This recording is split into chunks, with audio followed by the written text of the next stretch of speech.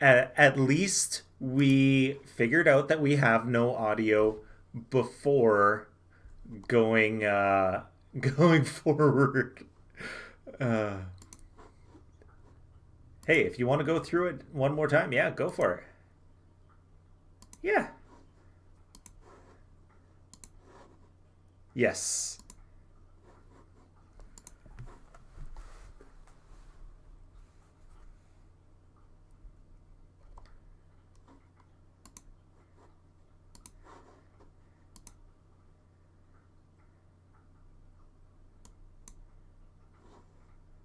This is one purchase. Easy to import and manage your own content. Oh Build fully no, animated that's maps. no good.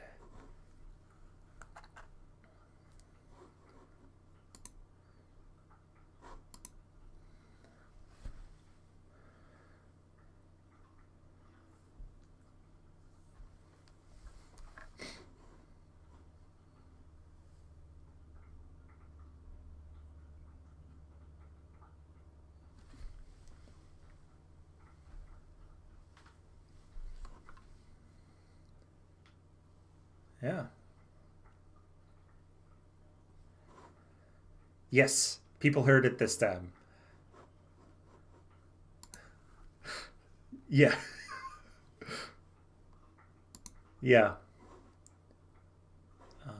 Okay, I'm gonna add the output capture just so that we can have next time we can have the actual music from this going.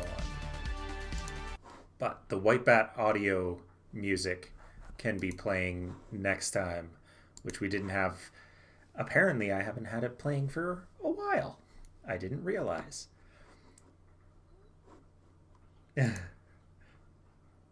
Dude does some great fucking music. I love that synthwave that he does.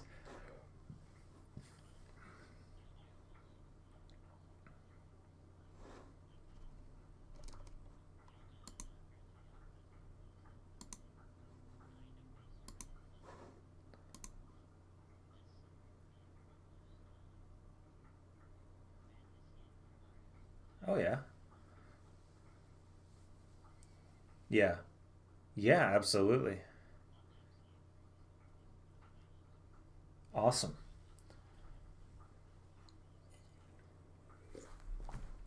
Yeah, we can shout them out once we yeah, exactly. So welcome back to Magic Mushrooms Mead. This is episode 61, A Friend's Return. And we do want to say welcome back, Melissa. It's been a while. And while I'm talking, we'll go like that.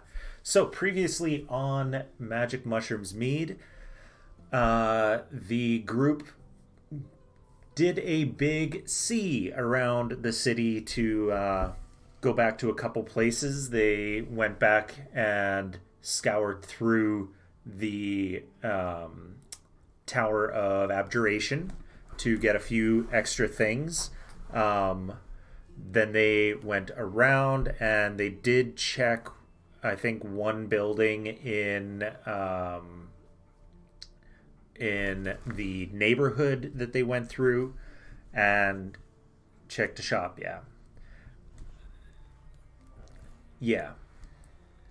They went to the theater, the orchestra hall, and Deckard Deckard almost died when he uh, mis miscomposed the orchestra. They dealt him 40 psychic damage. And I forgot the lingering injury, but it was all internal. So you did have blood running out of your eyes, nose, and ears. So there's that. Yeah. um, then yeah. Then they went to the Tower of oh crap, I can't remember what this one is. This is the Tower of Transmutation. That's it. Yeah, there was, no elevator, no stairs, but they did find a talking candelabra and a talking clock. It was what, Clocksworth and Luminate? I can't remember now. I don't have the PDF open, but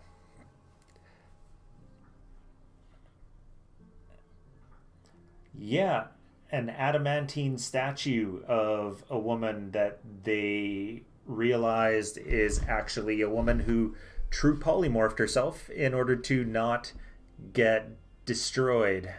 Yes. Yeah. High transmuter or something or other.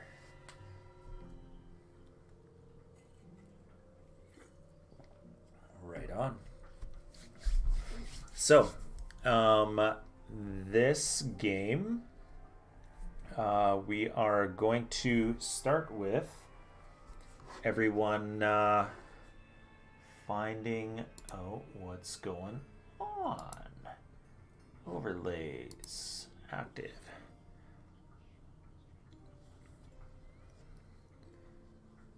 Oh, yes.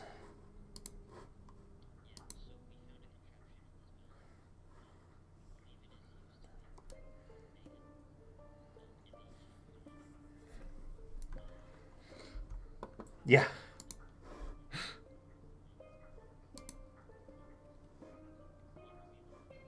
Yeah.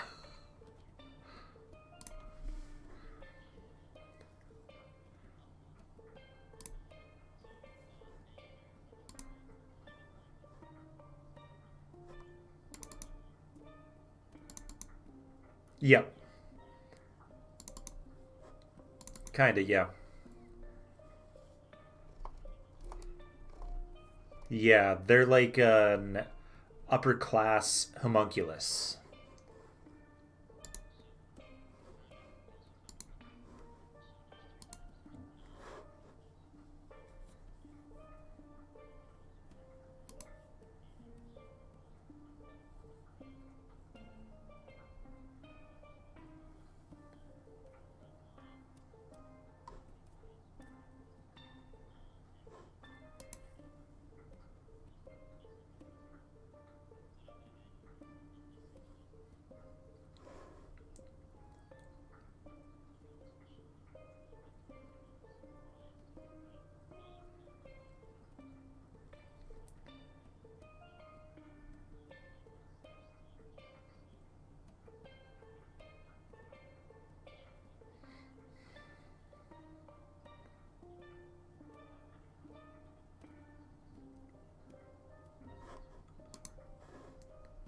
Yeah. So you can give me an uh, Arcana check. Sure. Yeah. And guidance. Ka-chow.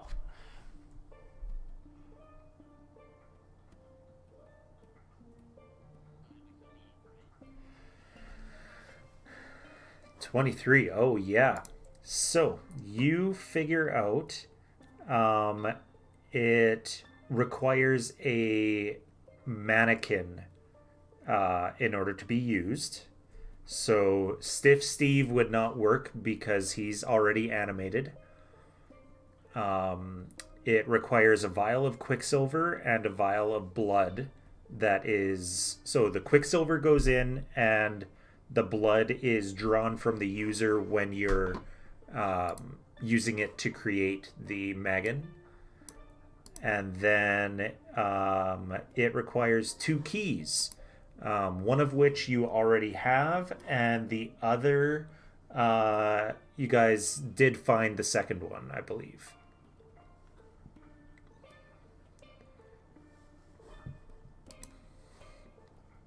Yeah. Oh yeah, there's a this room that you guys entered in at the south has a bunch of mannequins in it. Okay. All right.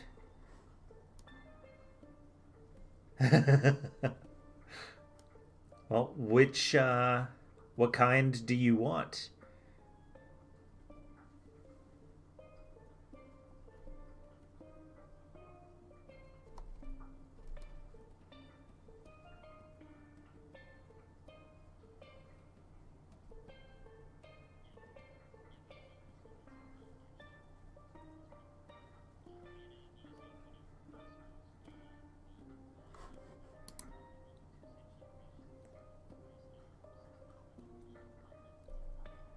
Yeah.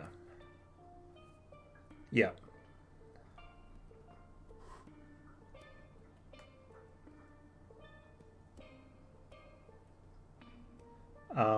It is in handouts. Yeah.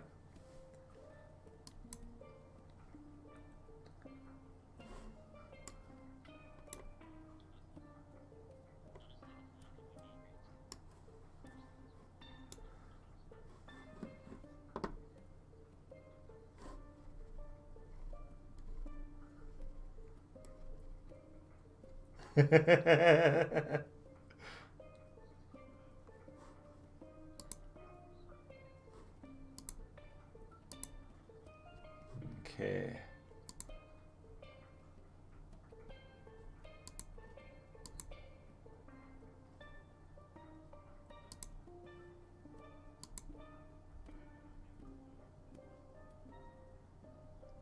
All right. So, is that the Hypnos that you're looking for? The Demos? Galvin. Okay.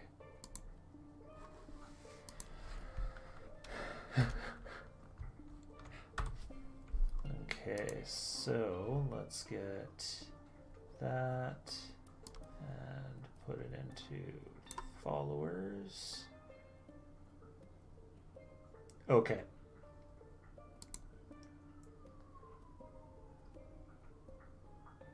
And let's move Lilith back. And all right.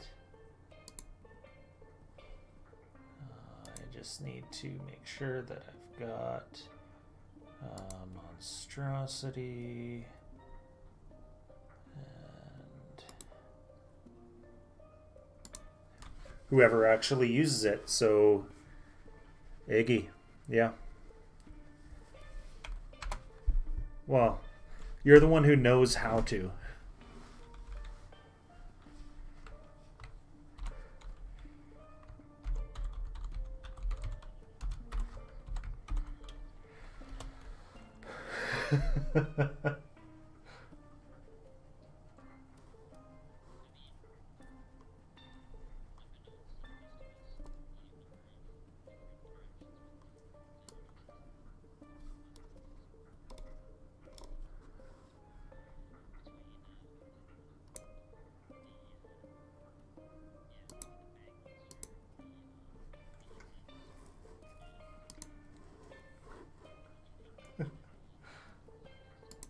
Yeah. There's been lots of black ice in you there. That's true.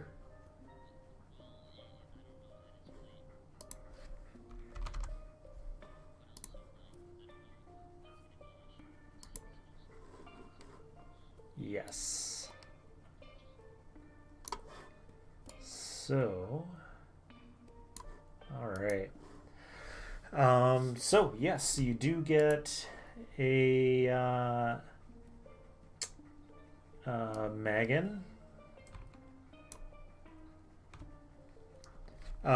You let's see, what does it say? About Quicksilver. And the needle at the end of the tube is inserted into a living humanoid. So you're ooh. Okay. So I need to look something up.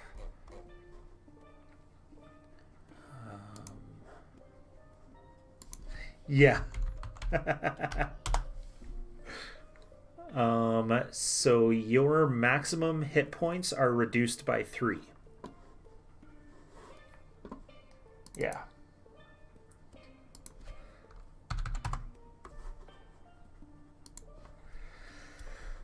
Okay.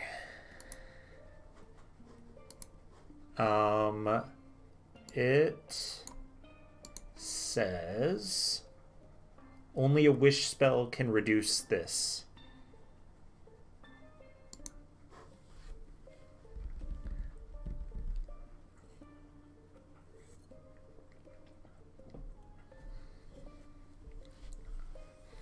Yeah.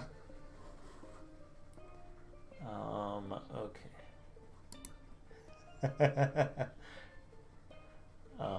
So I want to find the overlays and toss this on. Okay. So you guys are currently and I have to turn on the player view box. I wish that was automatically on. So you guys are right there. And from what I remember, I was told that you want to go here first. Okay.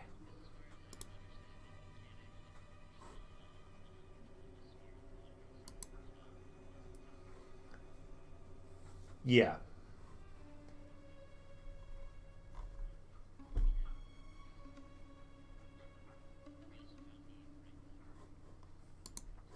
Yeah. Okay.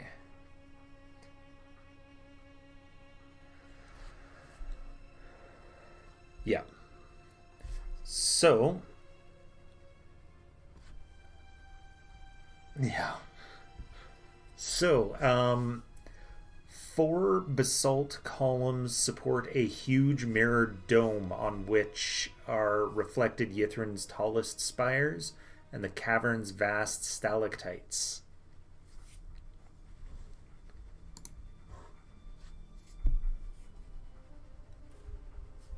What do you do?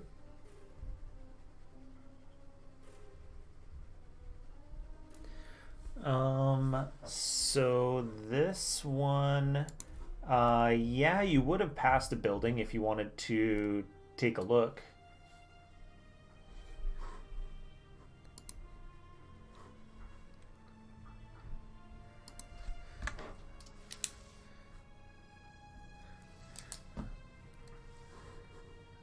Okay.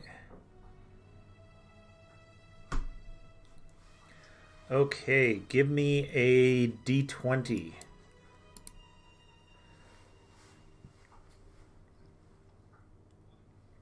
One, it's empty. Looks like those Nothics have been here and anything of value was already destroyed. No, it's been a while. Yeah.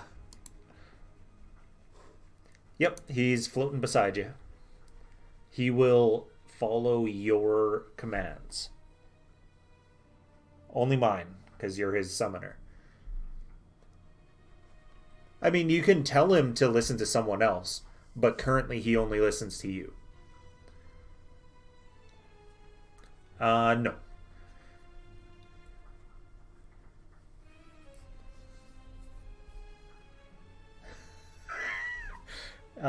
He tries.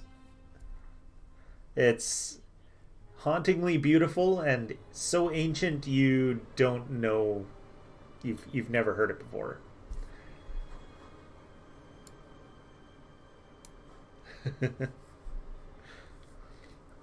So, Yes, I already gave you the description, but I'll give it to you again. Uh, no, it doesn't. Just four big columns supporting a mirrored dome.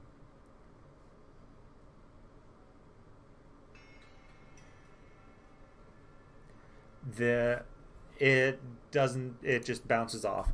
They're big, just like the last one you were in that had the tall spire, and each of the columns had a staircase inside. These ones are similar. Yeah.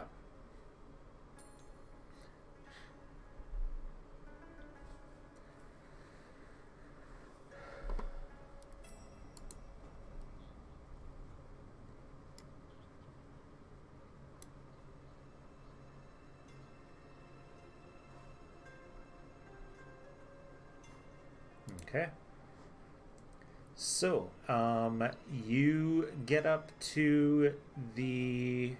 Oh, actually, there is no stairs. You open the door and you step in, and an auroral light turns on from above and levitates you up into the glass dome.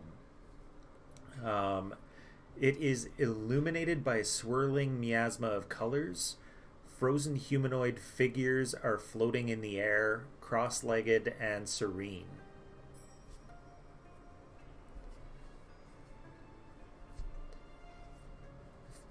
Frozen solid. Cold solid. Um, hmm. He would.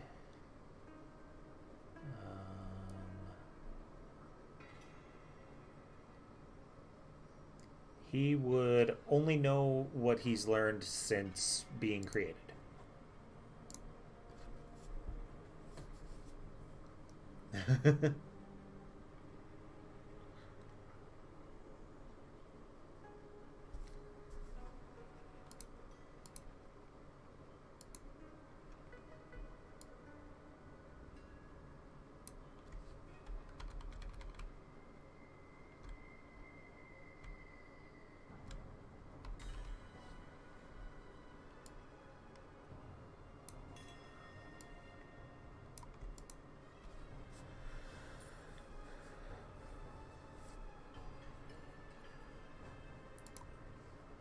Um, no, you can get out. Yeah.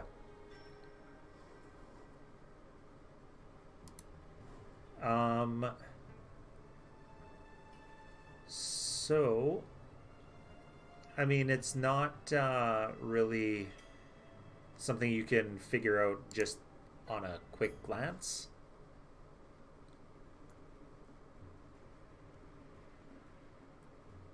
Yeah.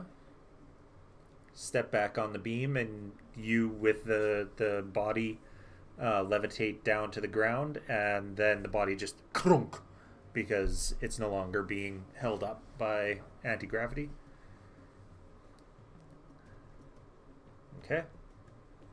It's a wizard in flowing robes. The robes aren't moth eaten, they're completely frozen. It is a frozen,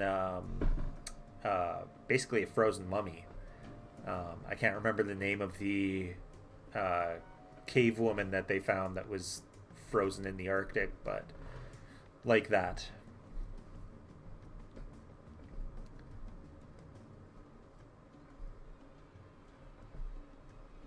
Um, do you have prestidigitation cantrip? Okay, yeah, you could warm up his robes enough that you're not using firebolt to um, light it up. He does not have anything in his pockets, um, but yeah. Okay. You've got a damp robe. It is not magic. It's nice silk. It is.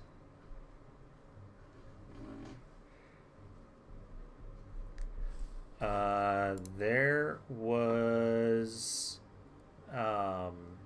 probably about a dozen.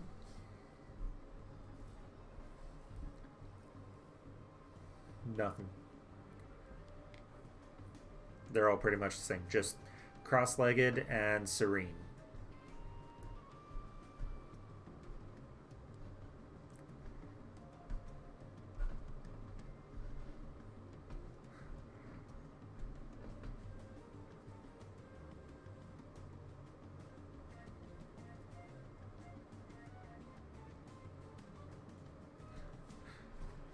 Okay. I have to go back. Well, you've already touched it.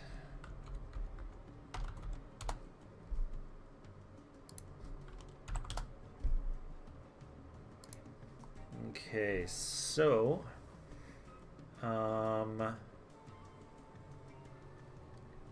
he puts his hands on its head, and then you see, or not on his head, but next to the head, and you see electricity fly between his fingers and through the head twice and cook it.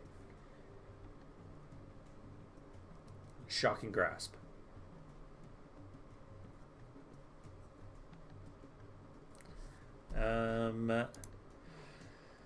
He nods.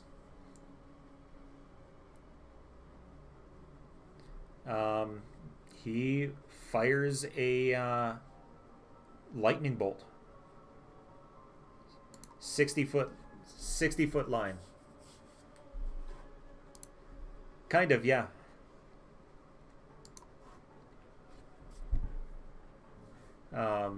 He shrugs. He's still learning your language.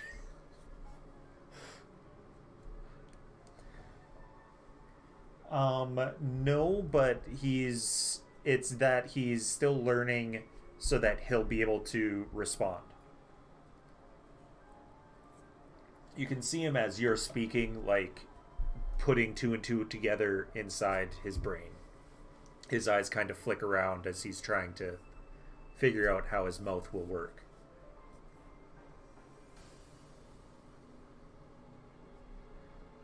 Nope. He looks like a humanoid, just a blue humanoid as far as he looks. He's actually got like some nice musculature too.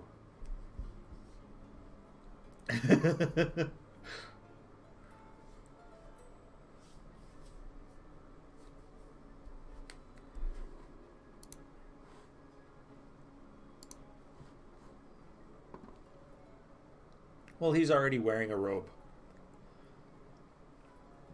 Yeah.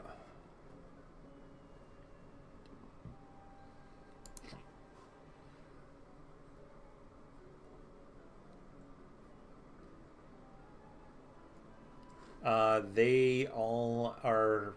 They've got what's on their backs.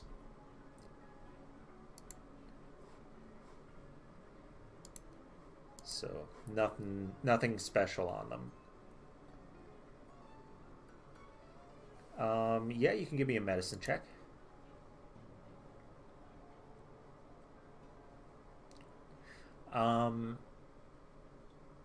It's difficult to tell because it has been a few thousand years. They don't appear, other than the ones that got that got hit by the lightning bolt. They don't appear to have any physical injuries. They are all rather thin, and you're not sure if that's from malnourishment or if it's from them being mummified.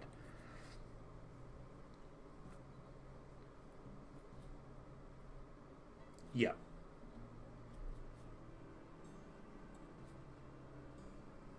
No. They've got various types.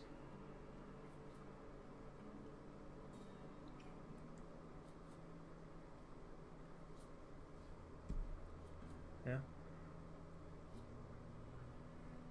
Yeah, it's basically a levitation chamber. You can float around through it as you like. Yep, the whole dome. Yeah.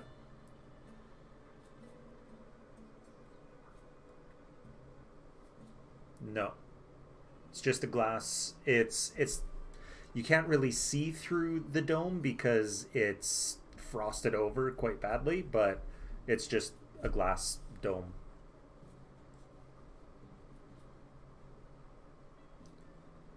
Kind of. Yeah.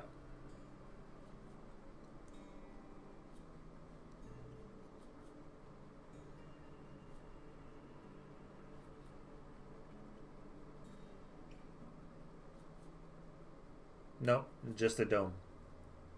You get to the you levitate up the um, column, and then you're in a dome. It's glass all the way around. There's literally nowhere for something to be hidden. Uh, yeah, you heat up. Yeah, you can do that, and you can see through it. It's crystal clear.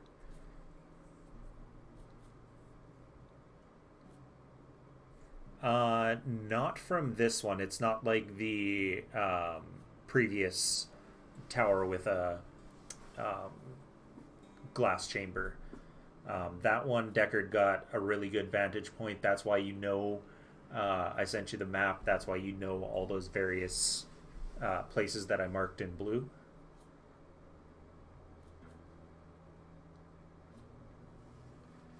Okay. Okay. Give me an investigation check. Are you up there with him? Okay. Yep.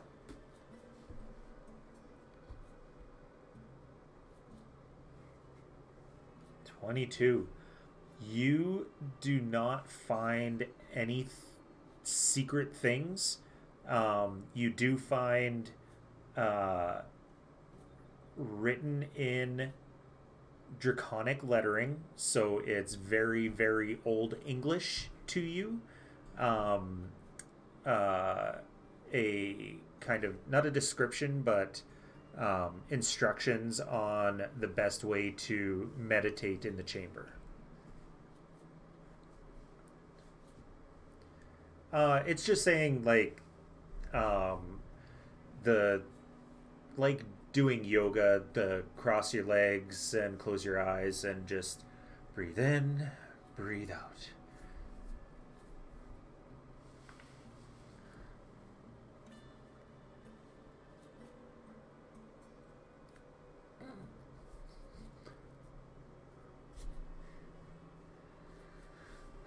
Okay.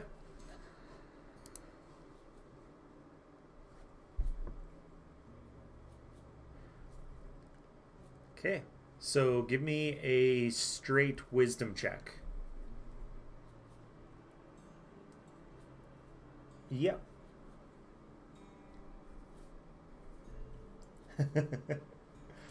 Yep.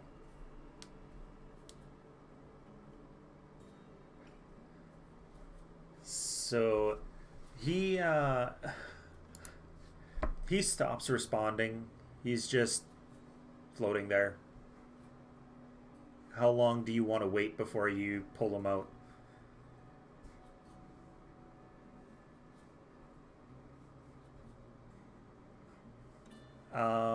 He can speak telepathically to you, I believe, and that's it.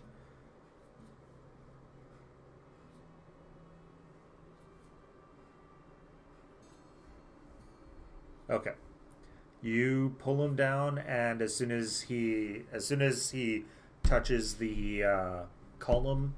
He starts levitating down and comes out of the trance.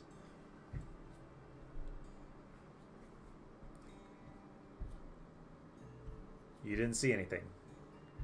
Yeah?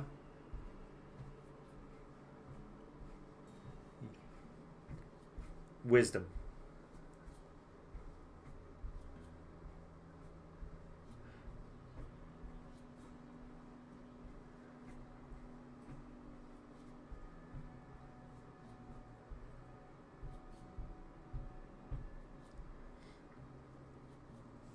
Yeah.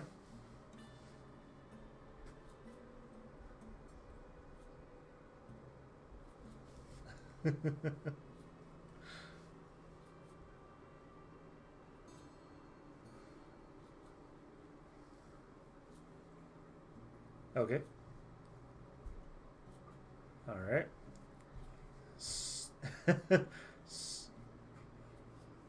Straight.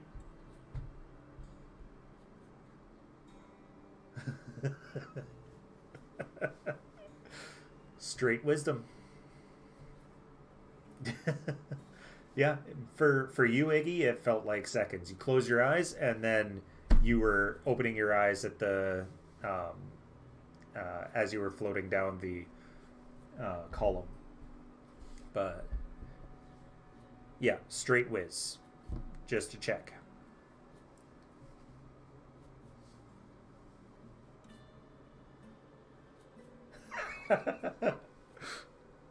Yeah, he.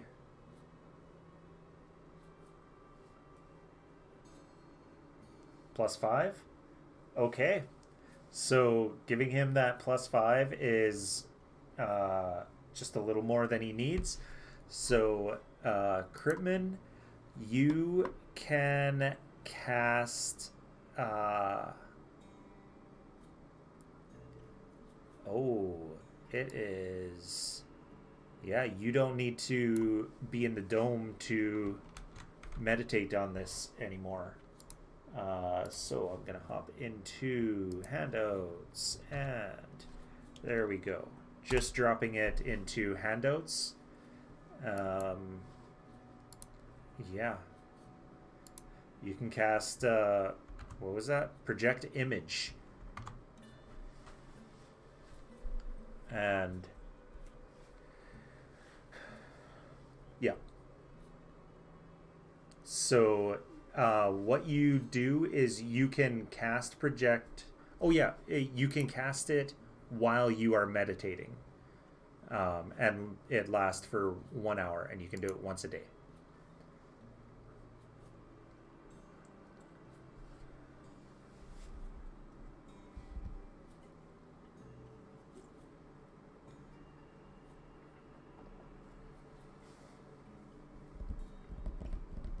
He just gets the feeling that this is something he can do.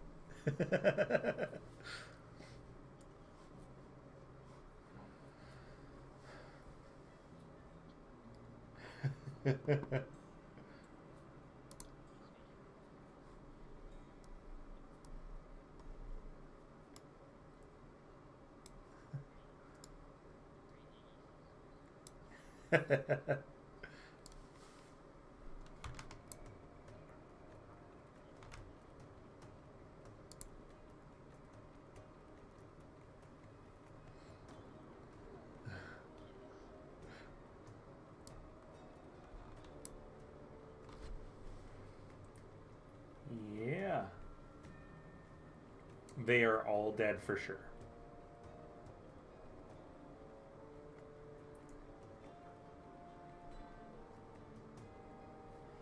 Uh, no, none of them have gold teeth. They appear to have excellent dental care.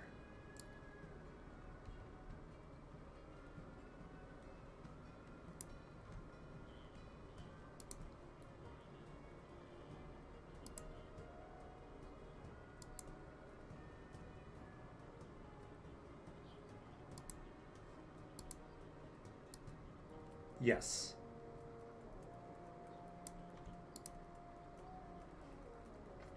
Yep.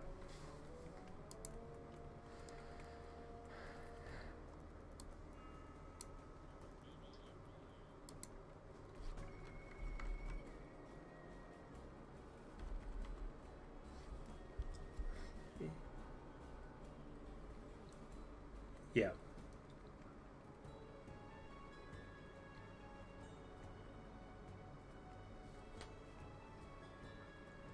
All right. The courtyard, maybe.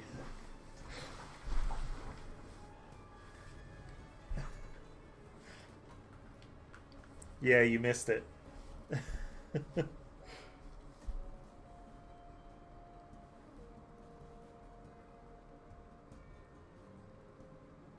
You want to check those buildings?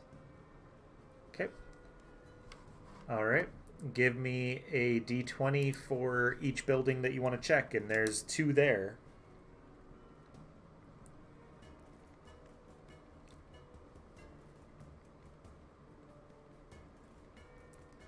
Straight d20.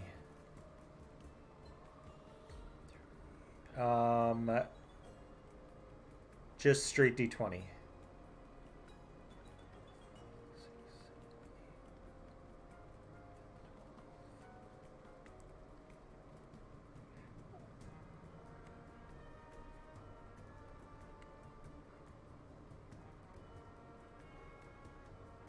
All right.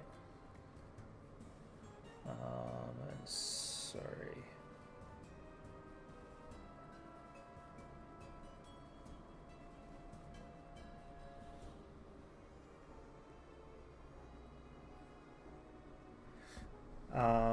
So you rolled a 4 and a 13.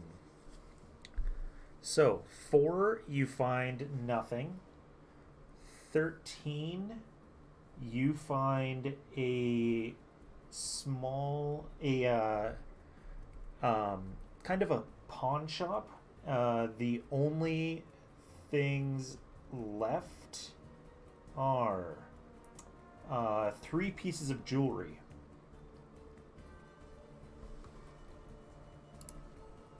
Who knows?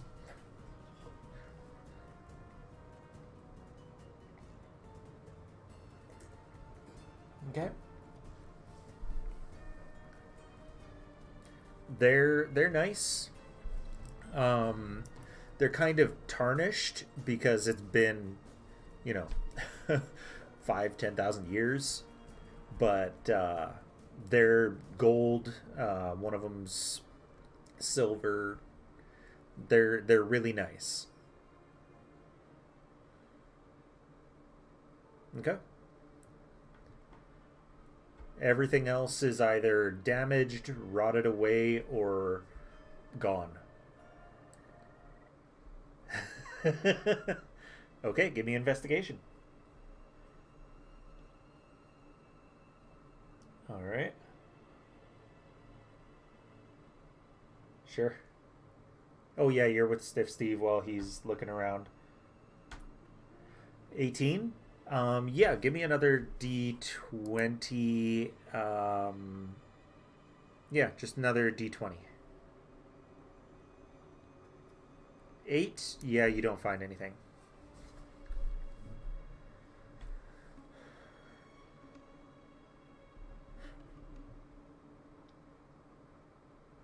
Prestidigitation.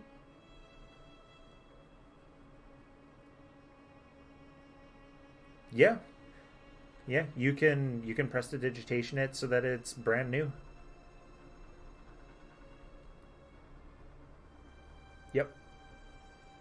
It's kind of an enclave, but yes.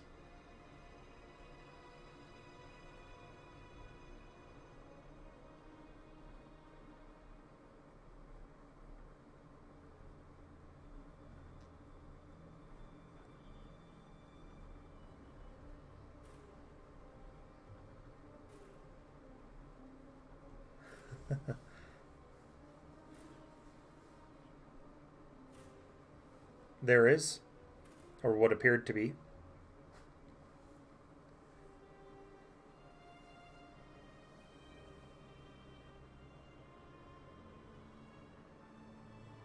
Yeah.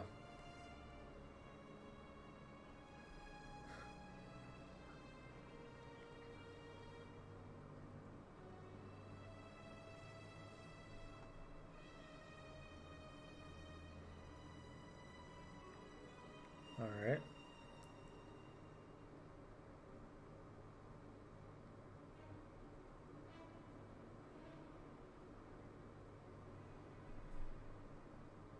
Yeah. Okay. They are mundane. Yep.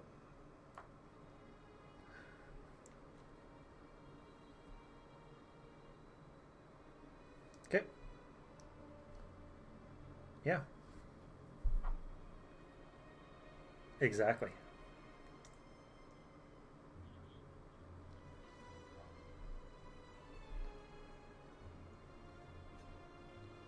A little bit of corrosion or whatever, but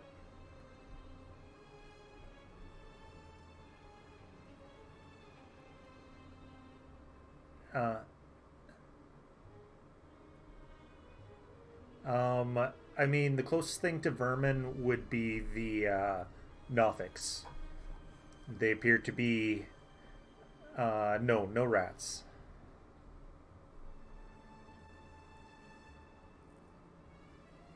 Yeah, it is very cold here. True.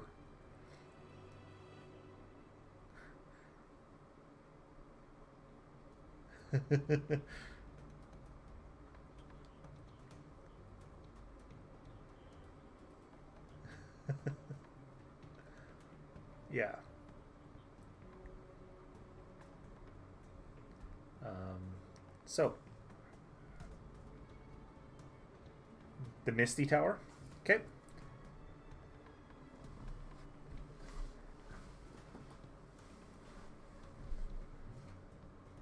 Oh yeah. They hopped on every ship going anywhere. Okay, so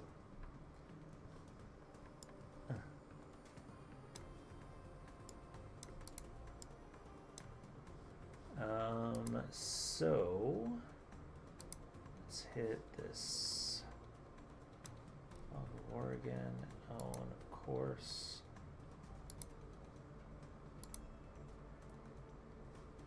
I would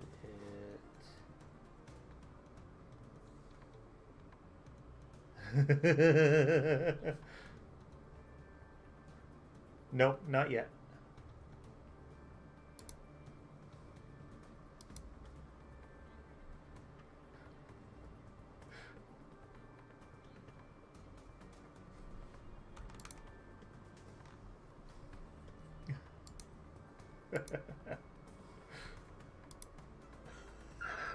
What did she do to get into prison? Yeah. True.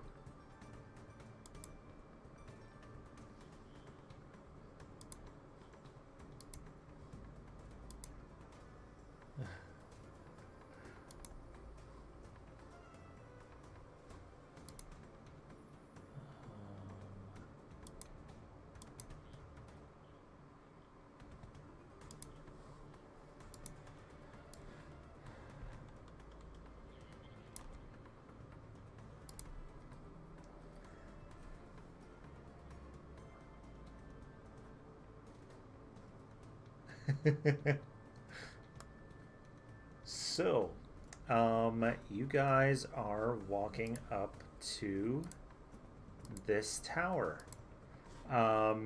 And Critman, this is when you notice a kind of ripple in the air.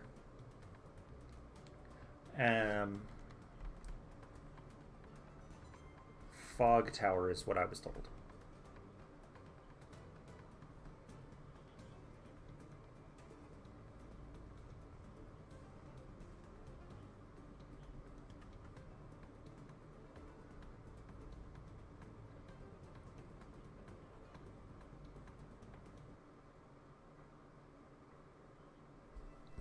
No.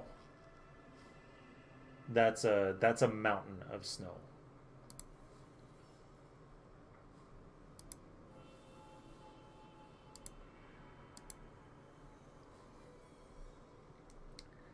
So yeah, you already had to go around the snow to get to the fog tower. Going to the back tower would have just taken longer.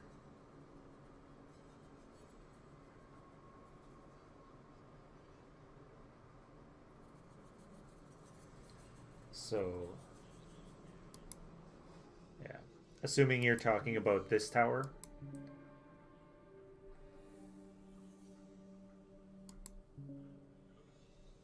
That one? Okay. So, um, you went to this one, this little one, not this little tower next to it. No, you only checked one location.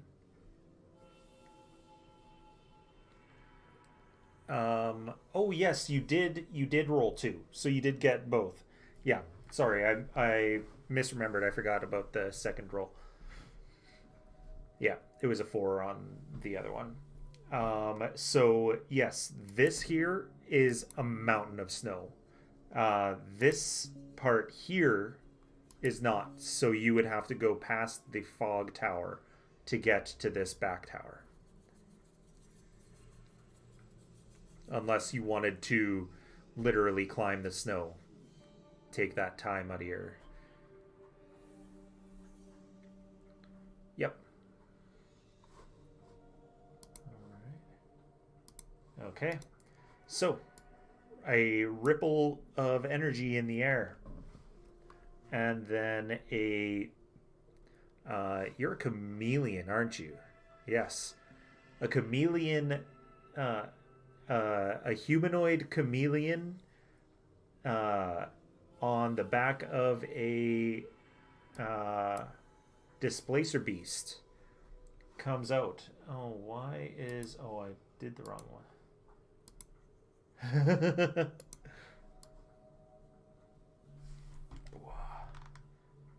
And...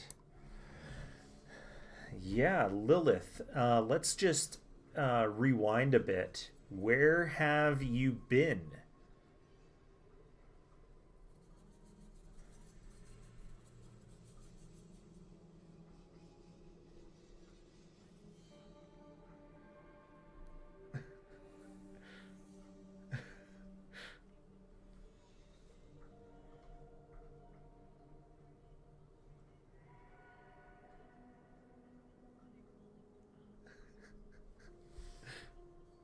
Yeah.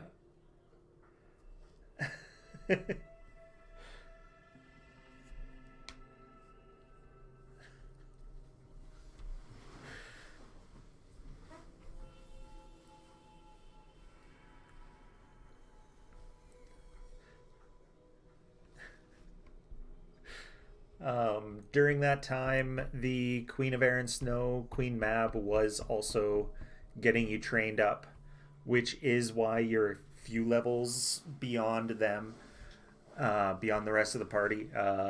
It was probably about 30 years. I'm actually not sure how long moose live, but yeah. Elliot passed away of old age.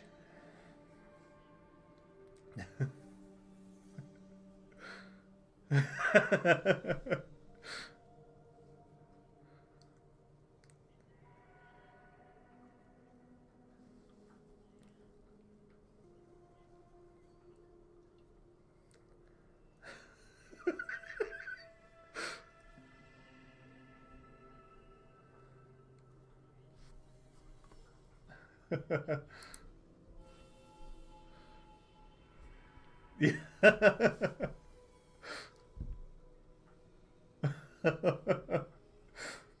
um, so Lilith, you see some of your old party. Um, you did meet Oya, the werebear. You do know Valin. You don't see Golemov. Um, and there is a black dragonborn um, who is with the party.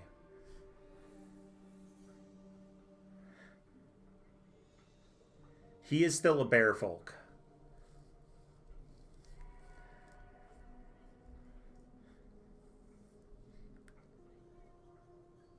Aren't you missing both legs?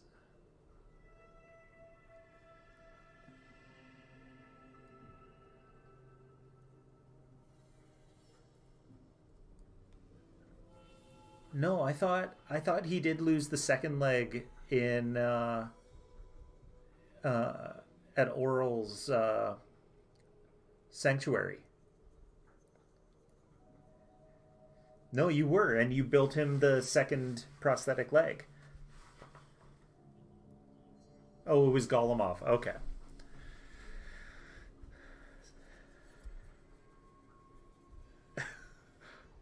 He's missing two eyes. He's got a scar that is like the entire side of his head is almost gone where his eye was. It was torn out of the side of his head.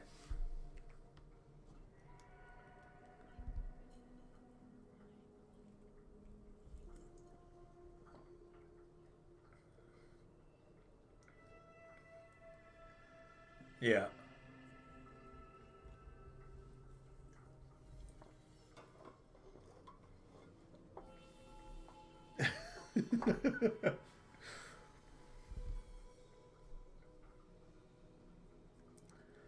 Yeah.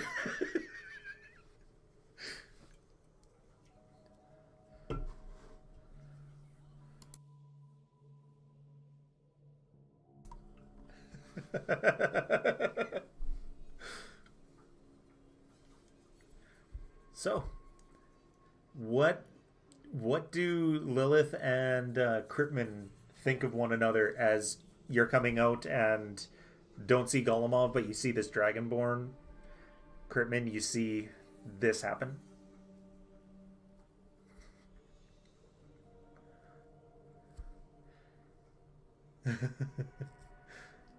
You did get the.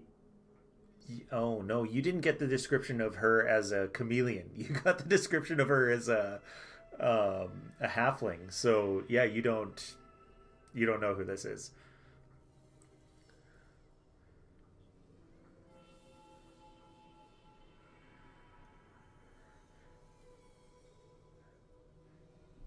Yeah.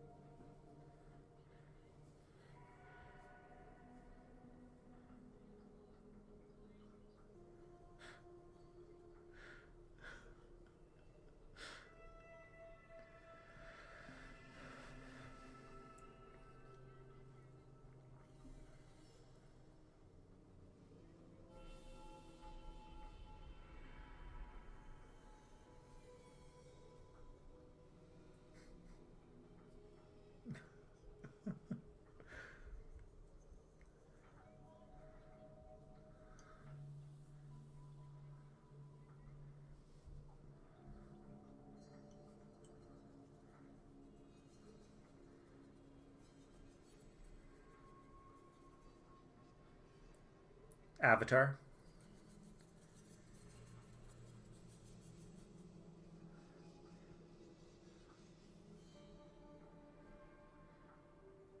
You left him at the yeah with the goblins and your Tabaxi friend.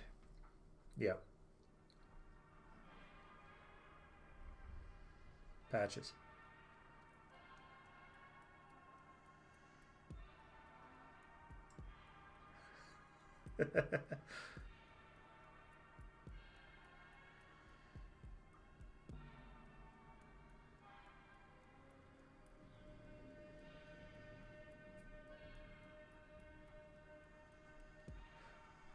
they're they're frozen solid.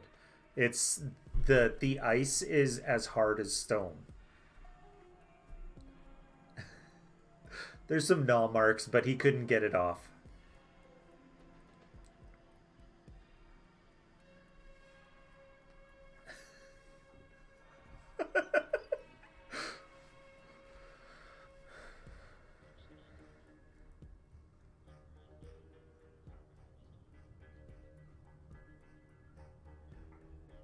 Halfling.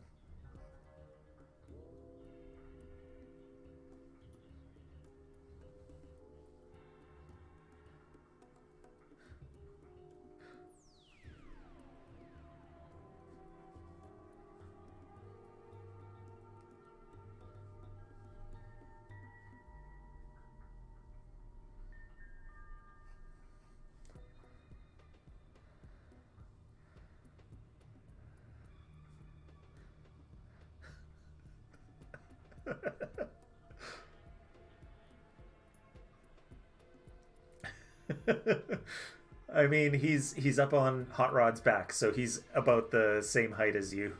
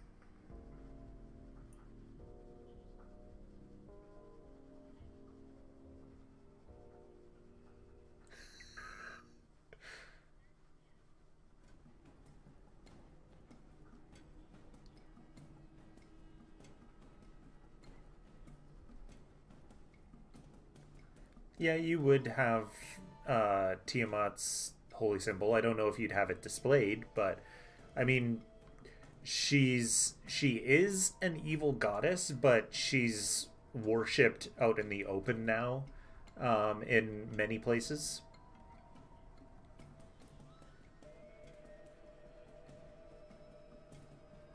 Yeah. Um, she is considered evil by some, but she's evil in the way that she's not like she's amoral because it's winter. Winter's harsh, winter's nice. It just depends on the time in winter. Is it the time when it's starting to be reborn? Or is it the time when it's all dying? She's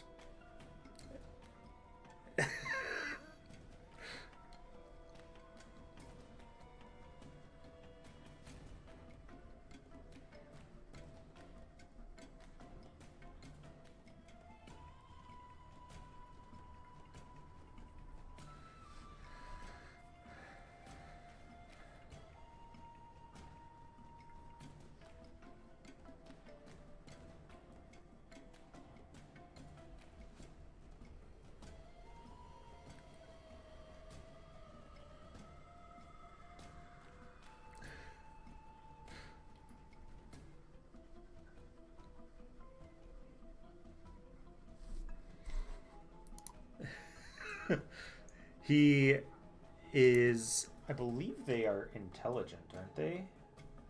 Um, Splacer Beast.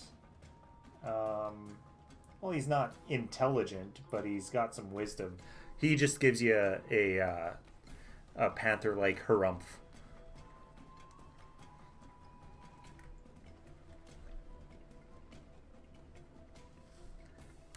Yeah. Well, you realize that you came out of the portal at the base of a tower. Pink light is coming from a symbol near the top of this tower, casting a strange glow on the glacial wall behind it. The tower appears almost lonely, as if all other, or because all other nearby structures have been leveled or just covered entirely by ice. There is an arched entryway. Oh no, did I open the wrong one? Which one is this? See bookmarks.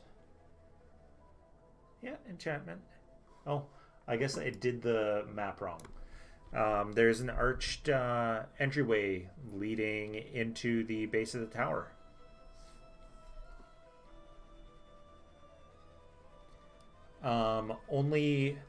Only the symbol, which you know is the symbol of the School of Enchantment.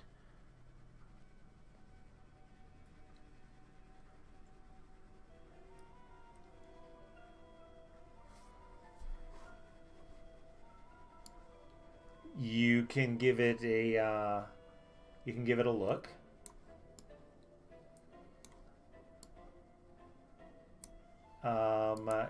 Yes, investigation. Whew. 24. Okay, give me a moment to grab you guys and hook you up so that we get some light on the edge of that. Okay, so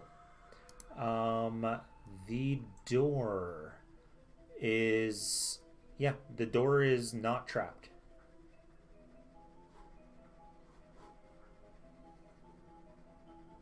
Nope.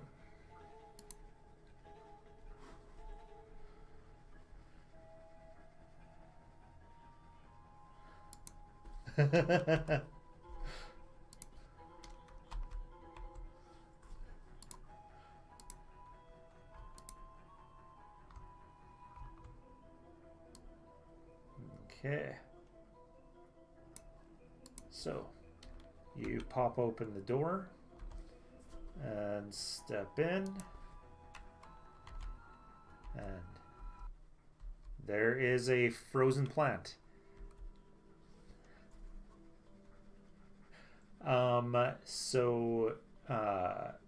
Nudicrous is too big to get in through the door.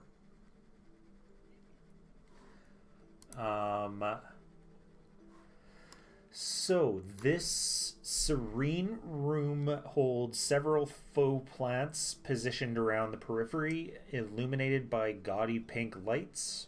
Banners depicting pleasant scenes of meadows, sunsets, and waterfalls hang from the walls, and long disheveled carpets lead across the floor to an upward staircase.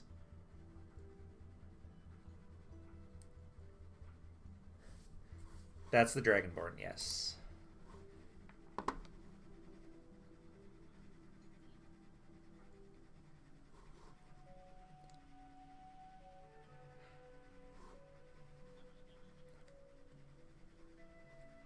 Okay. Forward, left, right.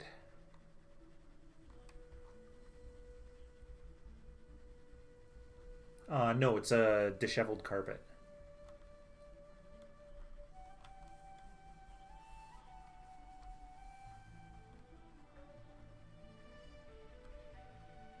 Okay. It's more like when your cat runs over a rug and it gets bunched up. Yeah.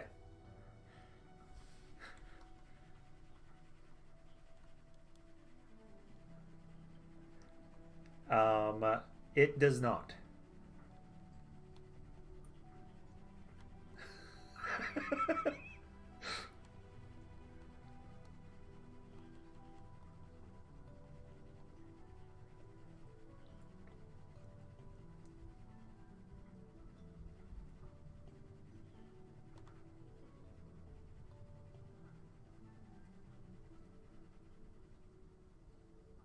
Oh, yeah?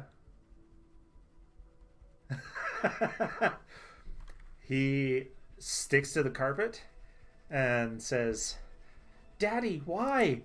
And then the the carpet becomes a creature and bites down. Um, it eats him.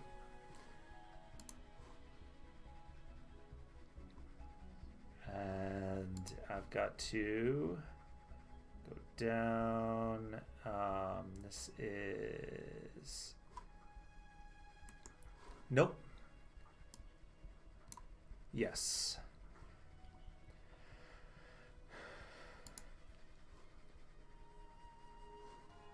Yeah.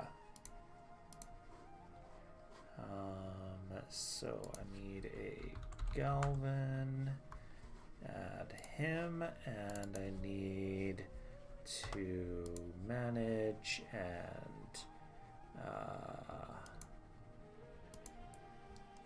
Icewind Dale and hide him and save. Okay, let's get some initiative.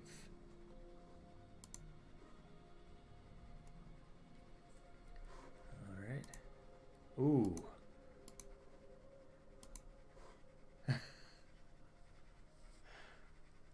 Yep, I already rolled for him. And I've just got to drop him down on the map. Have you given him a name? Megan Man. Okay. Oh, like Mega Man. Yeah.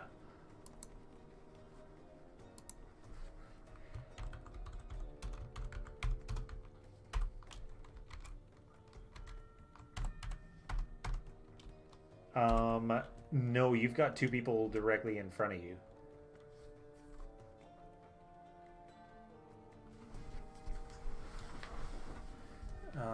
So let's start. We got everyone in there and swap over to combat and drop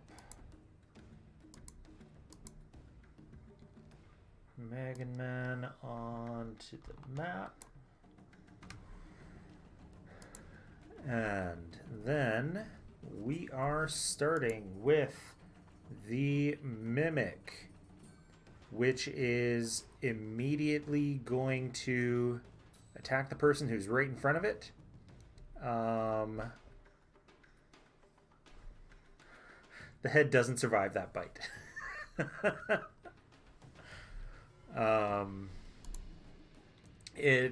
He landed right on its face. Oh boy, my D&D Beyond is going slow.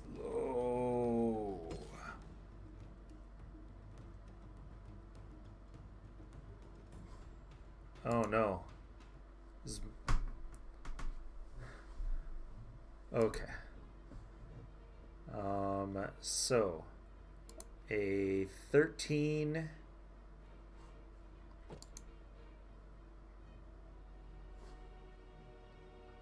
Can you hear me now?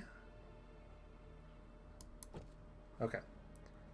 Oh, sorry. I thought you said "oh" as though my audio had cut out again. 21. All right. So, oh man, it's like going across the screen. Sometimes I wish you could turn off the animated dice just to get it to roll faster.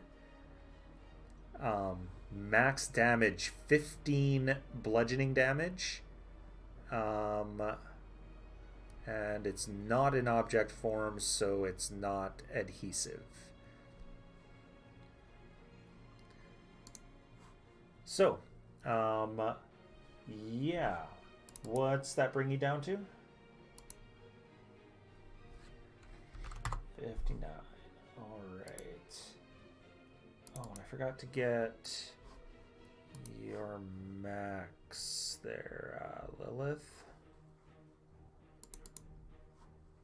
106. There we go. Updated you. And then the other one will... There is as 5, 10, 15, 20. Yeah, you're in range.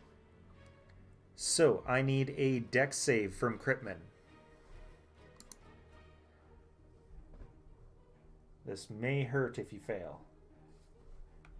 Oh. So that is not a critical hit. It's just a 1 on your save. But oh man. Rolling 9 dice. D&D Beyond is not liking this.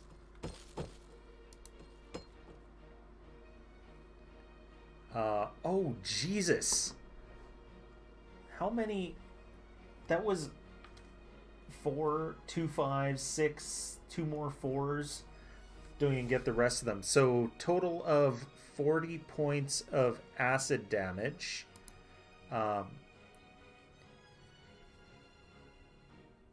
Yeah, are you... Oh, because you're a Ravenite.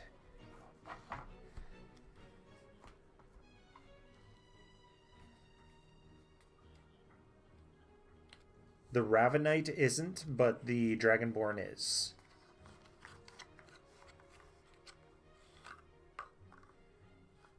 Well, regular Dragonborn are, aren't they? Oh, no?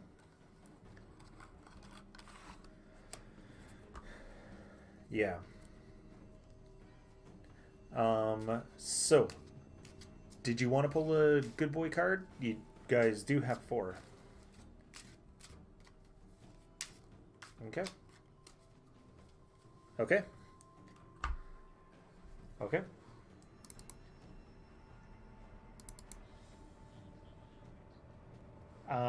I mean, it's a good boy card. It's different than normal stuff.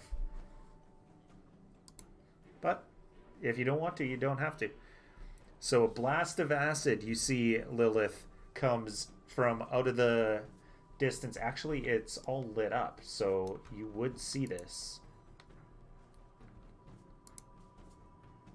As far as you can tell,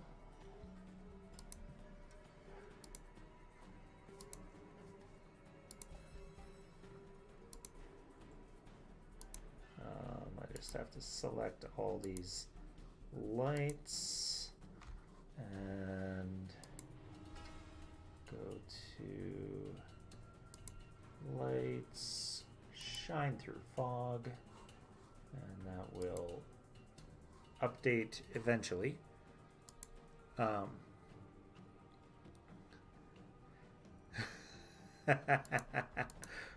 Deckard, you're up. You'll have to push in to do anything.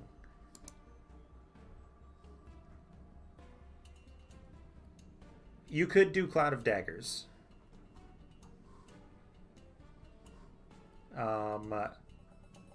So is that coming from you? Like Firebolt, I would say no, because you've got 2 people directly in front of you.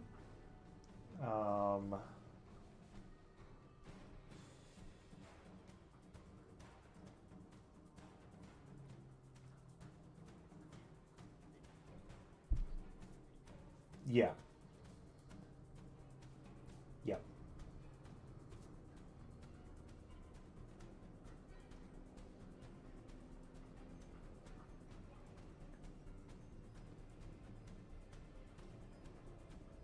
So, yeah. And I mean, you can see it, but not well. So mimic, boom, and then it will go around them and hit it. So makes an int save. Oof. 15. Okay, let's wait for this to roll. Oh, they're dumb. They're not as dumb as Nudicrous, but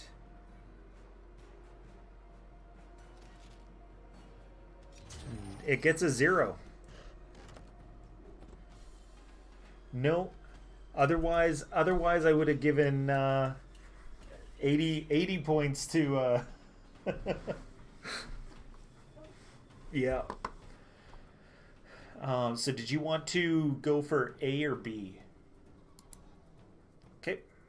So 17 damage drops it to that.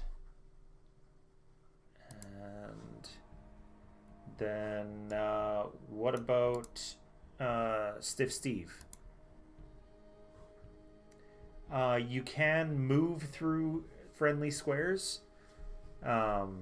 It's going to be difficult terrain, but he can get next to it to attack. Yeah.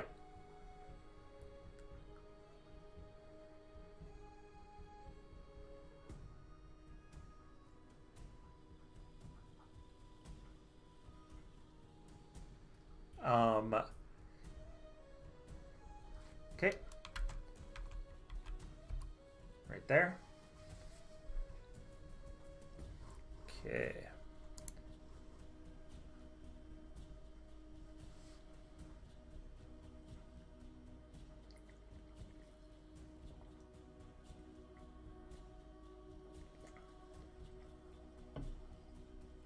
Uh, 14 hits.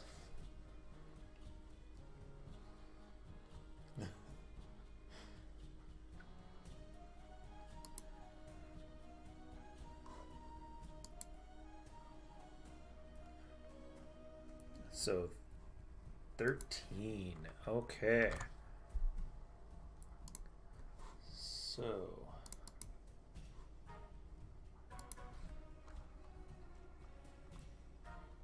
it is large. All right. And now, what do you want your Galvin to do?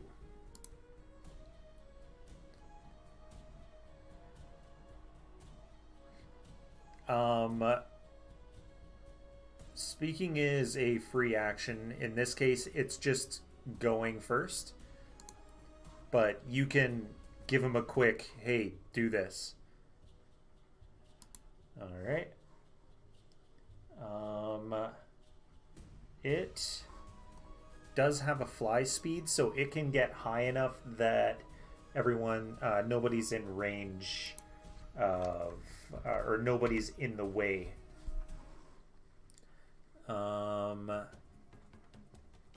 60-foot line, 5, 10, 15, 20, 25, 30, 35, 40, 45.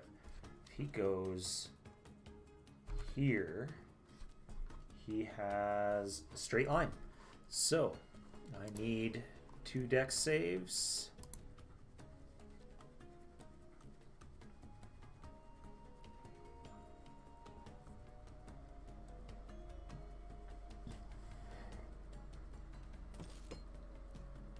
Jesus. I don't know why D&D Beyond is going so slow. It must be.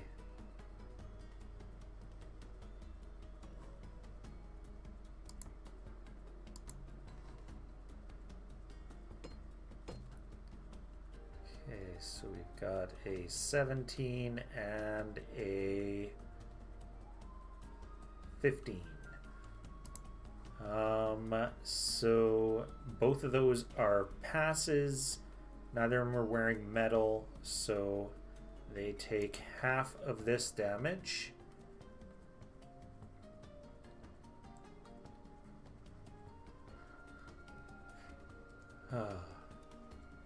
Seriously, if anyone from D&D Beyond is watching, please let us turn off the dice for cases like this where it's going slow.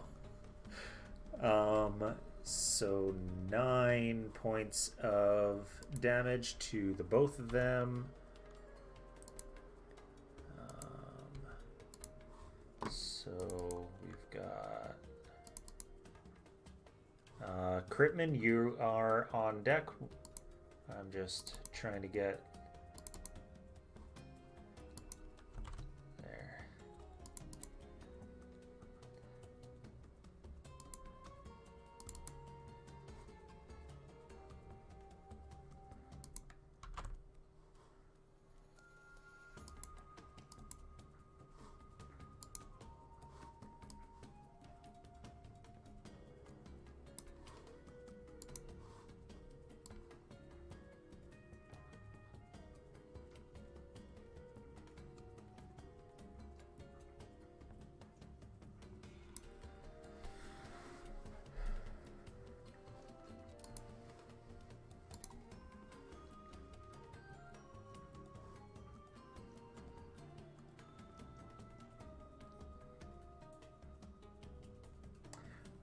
I updated it, so you might have to remove and re-add. I've updated it so that it's a regular smite, so it's bonus action, and then on your next hit, you can do that healing. Yeah, see, I made the healing smite, so it's a homebrew spell, and I didn't realize until I think it was actually literally last night when I was going through some other homebrew spells. I was like, oh shit, smites are bonus actions. And then I went through every single smite and yep, bonus, bonus, bonus, bonus. Yep. Yeah, I know. I based it on the Healing Strike from 4th edition.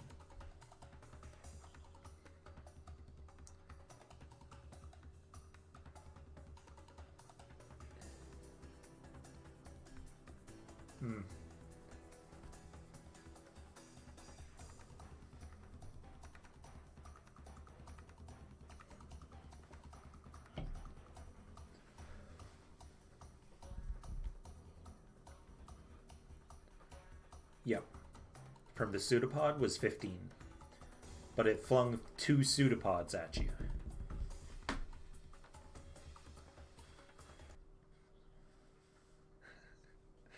But then now it's got 2 people directly in front of it.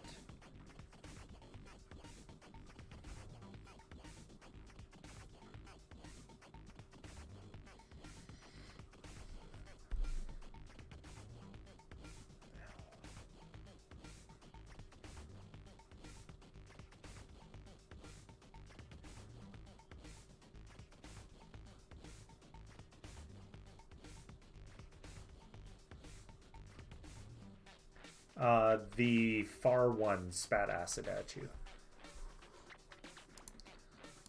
Okay. Okay. Okay. All right. You spit the acid. It hits them and has no effect.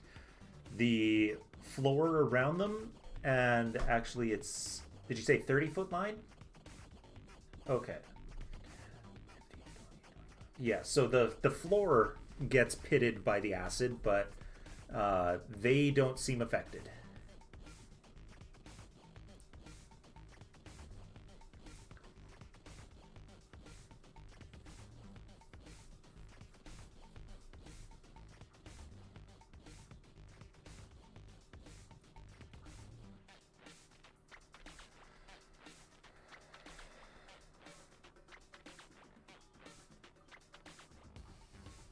Okay.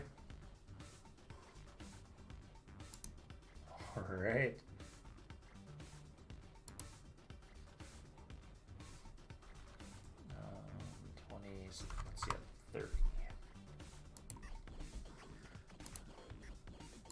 Okay, next is Oya, who took a real beating the last time that she had to fight one of these. She takes a deep breath and 10, 15, 20 to make room for anyone else who wants to come in, and is going to do a double great axe.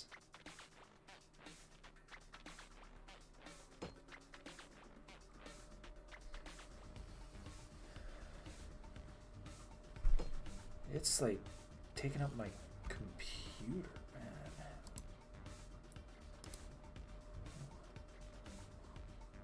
man. I guess. Okay, so that's gonna hit. And second one. I got. Big things shut off.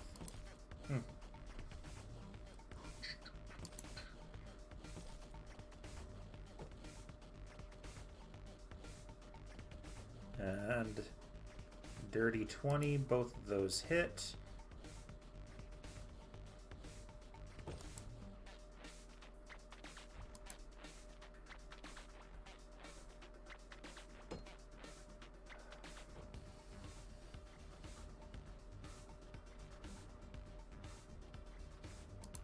All right, that's a 10 and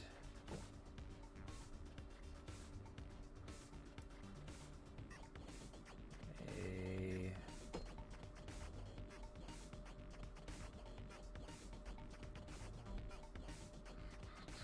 17. God damn. So 27. Hey, buddy. That drops this guy. You're in my way now. Are you seeing tail or just big old butt? Okay. At least it wasn't cat ass. At least it wasn't his little chocolate starfish, eh? Yeah.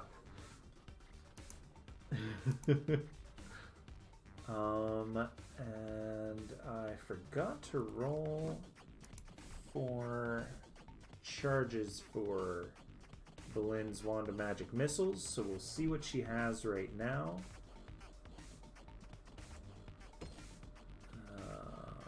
Looks like it's going to be... oh boy. 6. So it's back up at the top.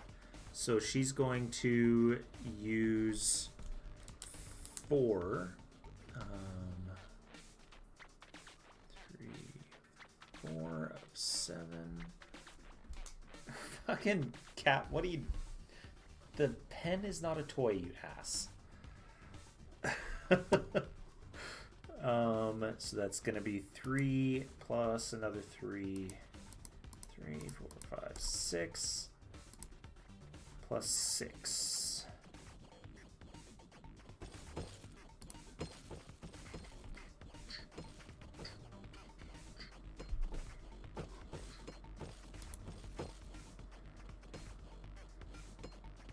Okay. At least 2 1s. 3 1s, 2 3s, and a 2. So that's 17. Alright. That one is not doing too well. And then we are on Lilith.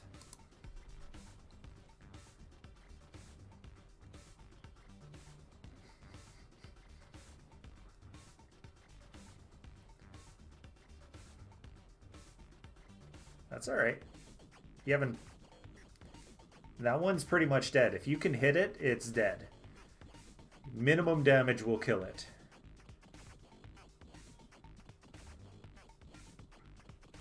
Yes, you'd have to move closer.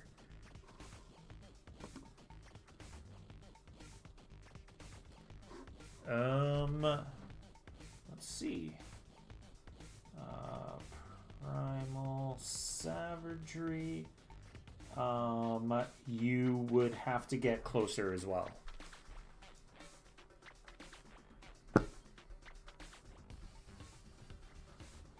Okay.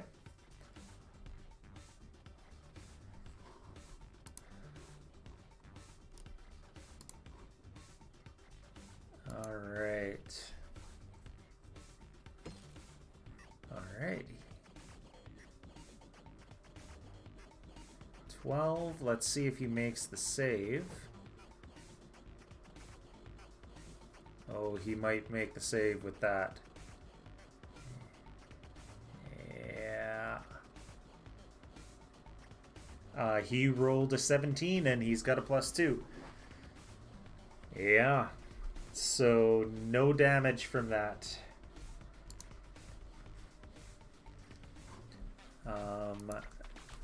Yeah. Iggy.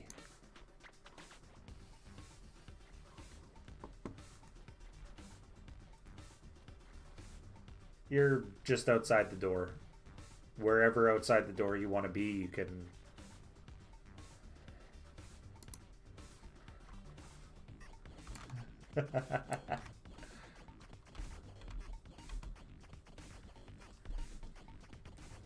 Okay.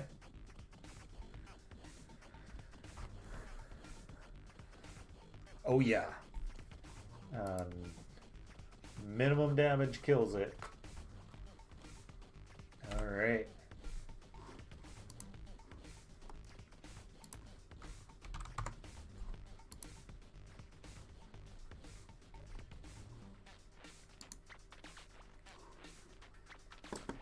That would have been 5, 20, 25. So I think he used everything.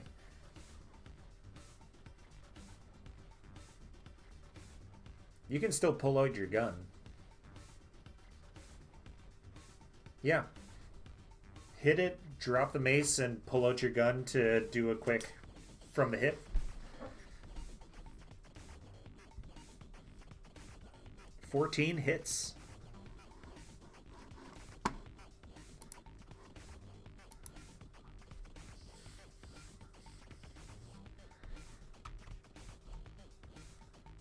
Okay.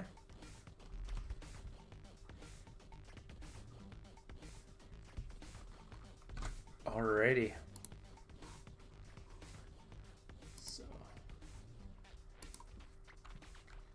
Alright, he's got 40 feet movement. Okay. 5, 15, 25, 30, 35, 40. So you want him to use his dash to get up to it? Okay. There we go. He uses his dash to get right up there. And that means... What's that? Okay. So it has one thing in front of it, one thing in range. So it's going for Hot Rod.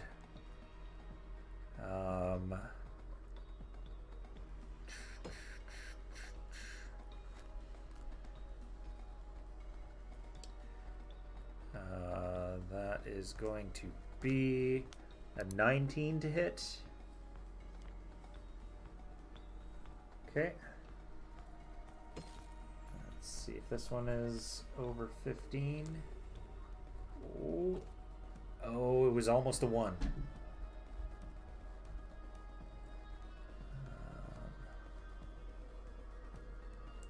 But it's a 26. And then the bite.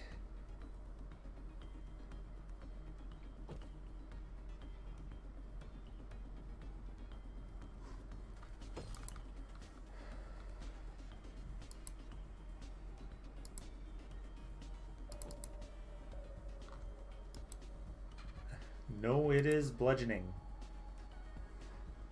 Bludgeoning and piercing. The bite misses though with that 10. So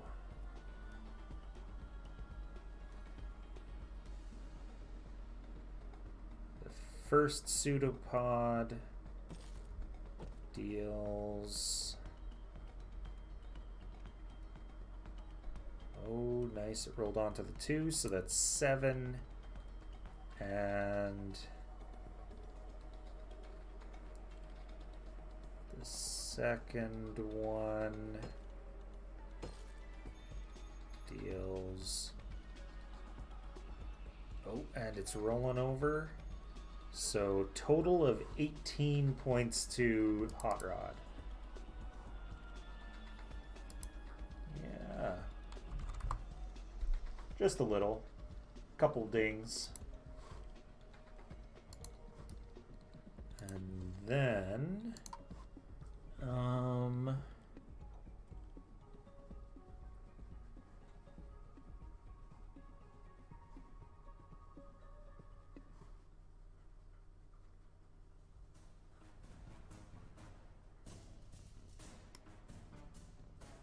all right. So... a woman rushes down the stairs and gasps and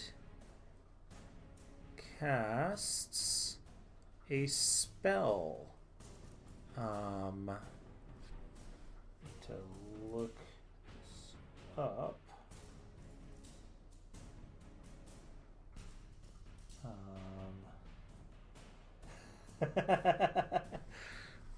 So wisdom.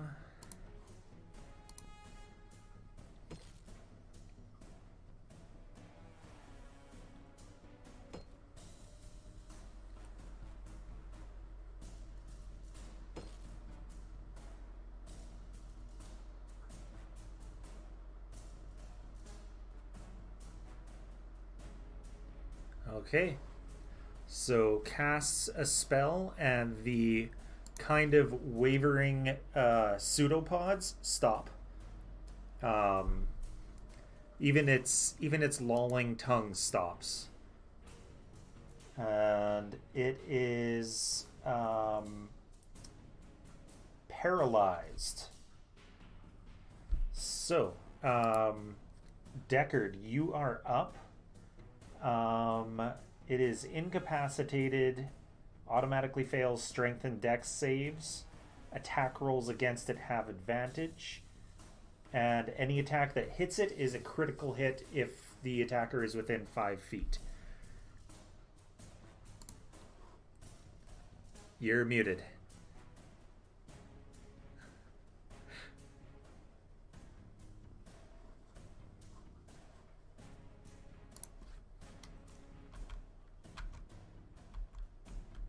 Okay.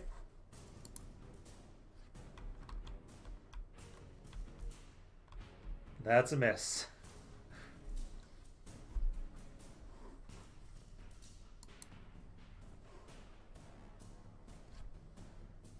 All right.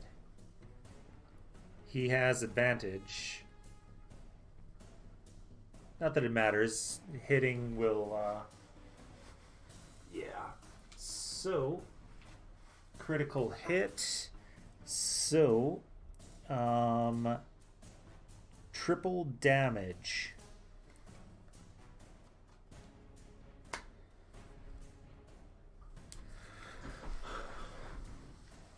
$13 times 3 is 39. Okay, it is not doing too well. What do you want your Galvin to do there, Iggy?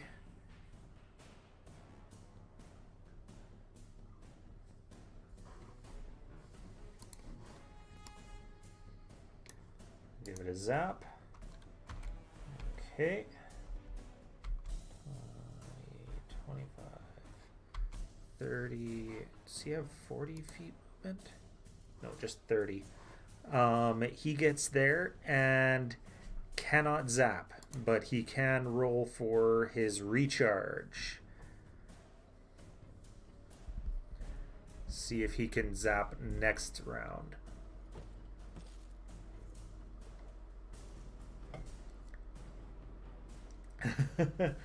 Yes, he can next round. I mean, he can grab a pot. You would have known that he was too far away. Um,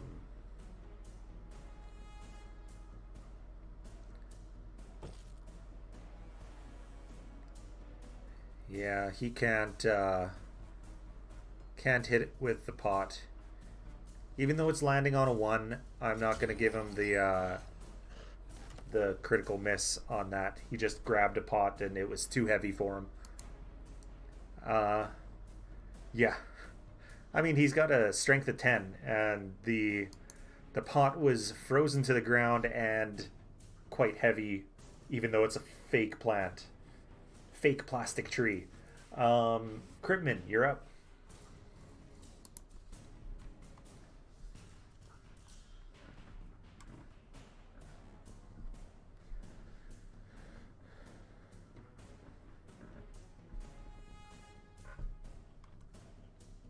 Yes, you see her.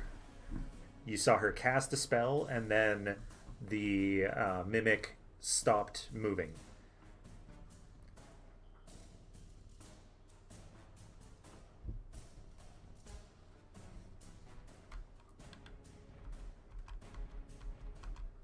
Okay.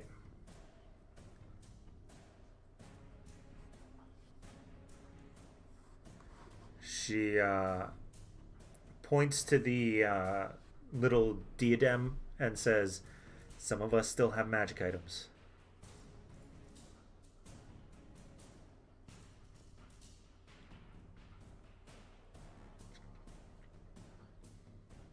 Okay. And she actually said that in Draconic.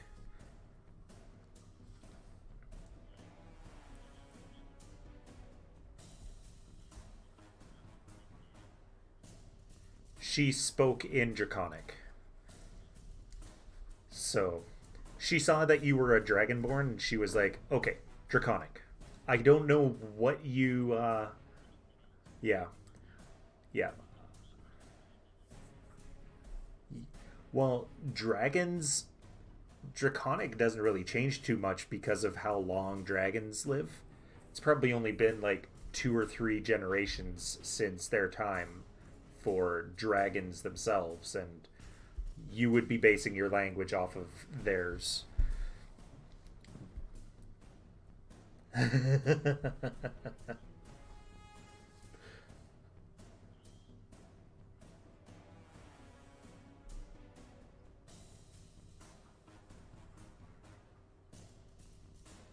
Should be able to.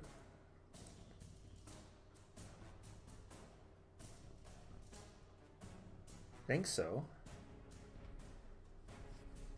But I gave that an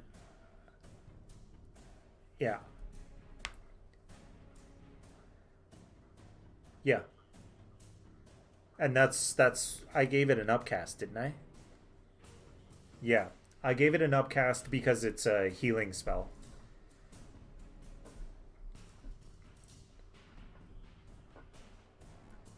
Yeah.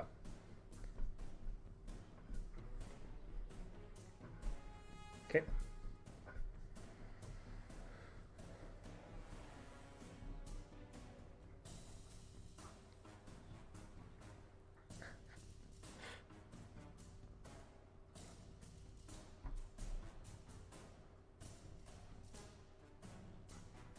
Oh yeah.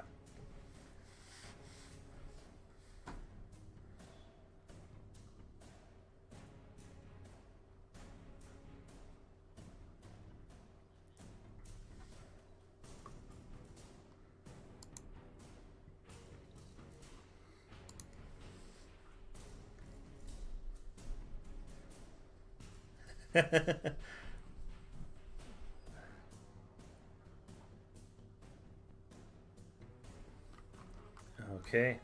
How do you do this?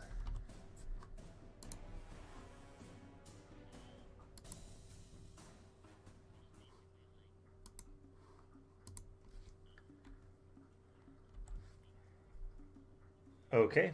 You crush it into a carpet.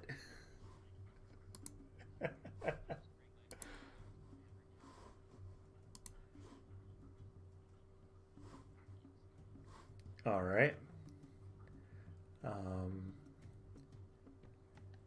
And you heal half of that 9, right? So brings you up to 34. Yeah, perfect. Okay, so that is dead.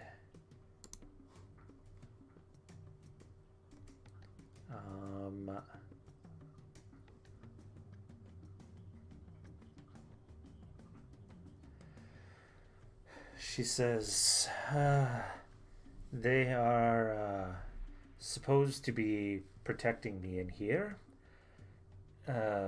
Generally, they should listen to commands, but they were already attacking you. It was best to just kill them.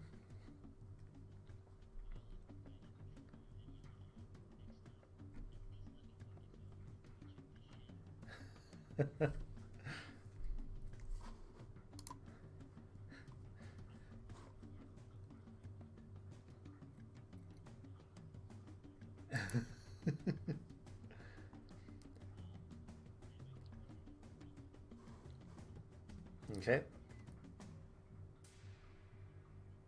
Yeah.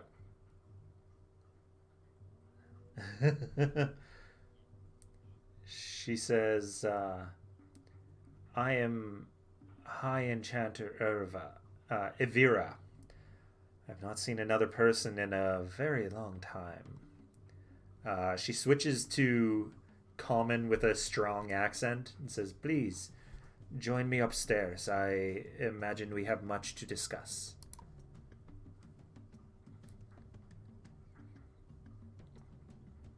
Okay. Ivira. Ivira. So, you're not spotting an illusion. Deckard, give me a perception with advantage.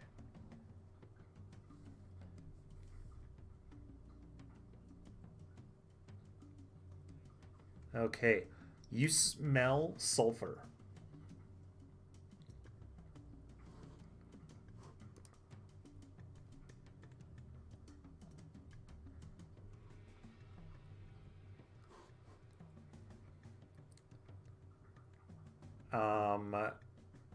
Give me an Arcana check.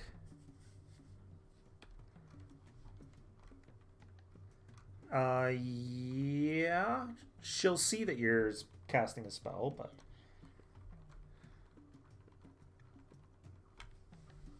Okay. I mean, there are a lot of creatures that do. And... Well, from Netheril, you don't know what kind of perfumes they might have, or if it's gone bad. Could be devils, could be a summoned devil, could be any number of oozes or other similar creatures.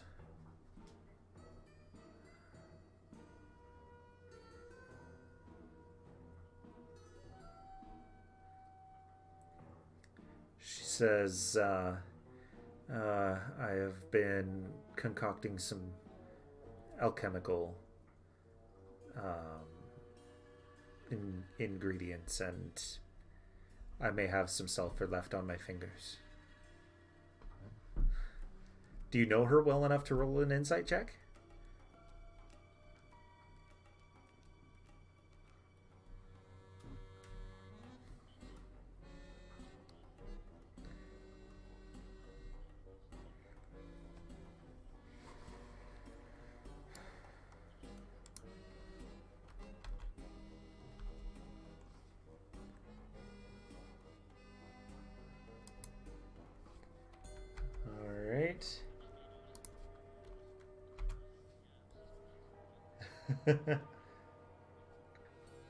All right.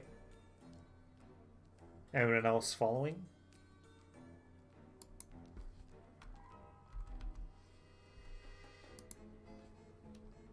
Okay. Stiff Steve right behind her. Okay.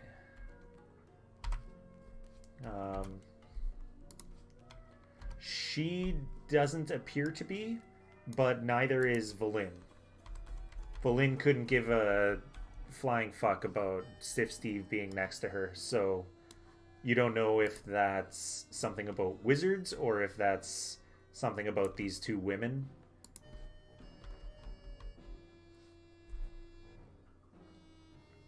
Okay.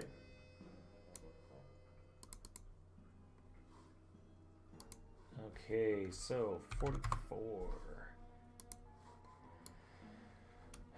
Alright, and the bunch of you go up.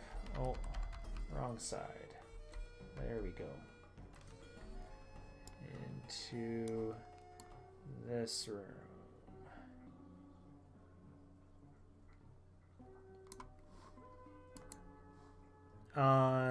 No, it seems pretty normal.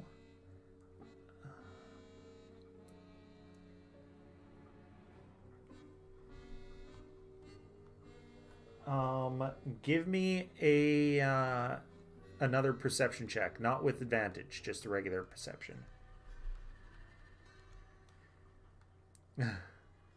No, you're not noticing anything.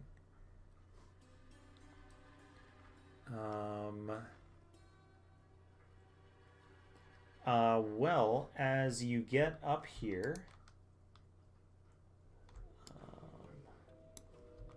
hold on, let me turn on the lights for you.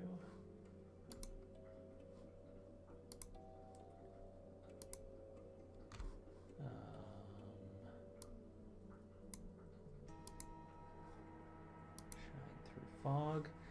There is in this large room there's an alien device hooked up to a metal box. Instruments extend from the box towards a comfortable looking chair, and a bookshelf sits against the far wall.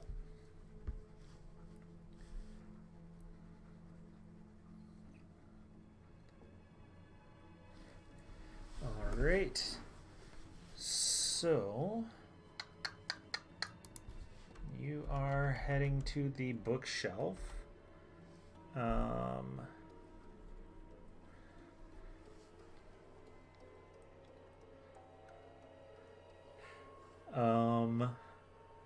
So,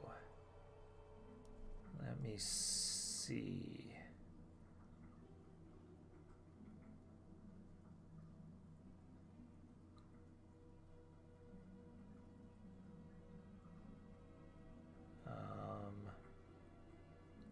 Okay, so looking through, you can read any language, right? Okay, so you're getting Old English, like Shakespearean titles for manuals on the basics of using enchantment magic. And I will also need everybody to roll a... Sorry, give me a moment here. A wisdom saving throw. It is.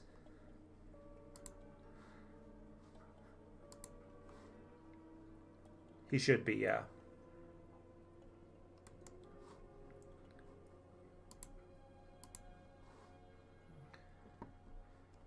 Okay.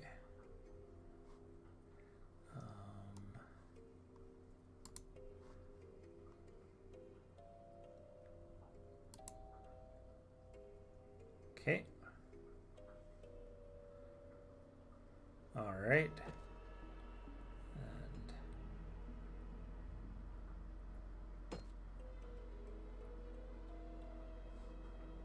yeah.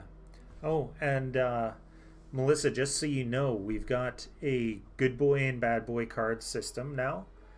Um, you can, the party as a whole and me as a whole, can stock up to four cards. When you roll a 20 on a saving throw or ability check, you get one card added to the total. And if you roll a 1 on saving throw or ability check, then it goes on to my total. And at any time, you can say, I want to use a good boy card, and I'll pull one out of the stack. Different effects, yeah.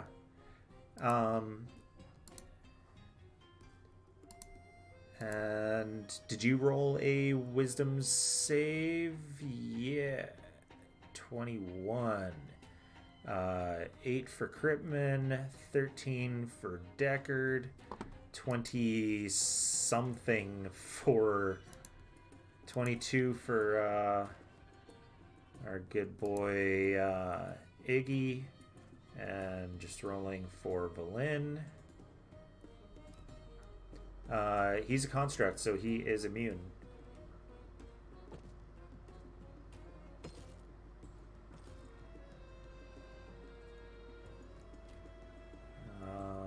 Okay, and Valin is good. So we've got Oya, Deckard, and Critman.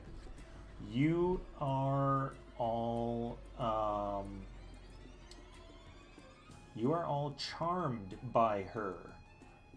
She's a friendly acquaintance. No, you are not.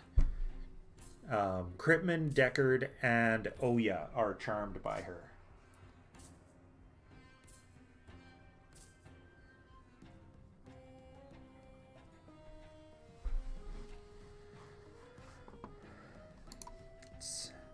No, it's not targeting only you, it's targeting the entire party. But it's targeting everyone, so you can't do that, unfortunately. Add the Galvin. Add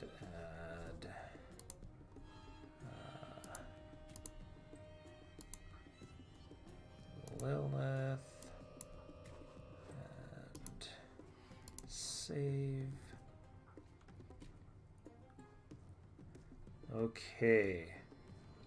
So, home.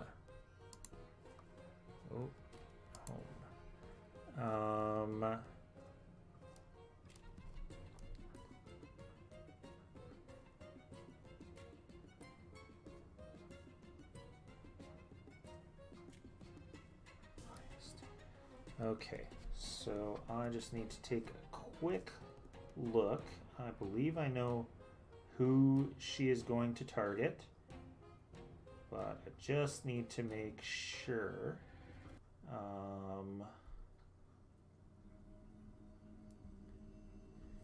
Yes, and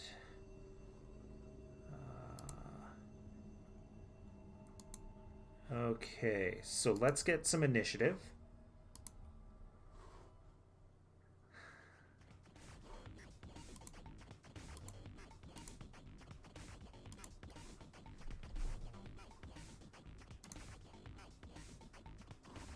Initiative. That's all right.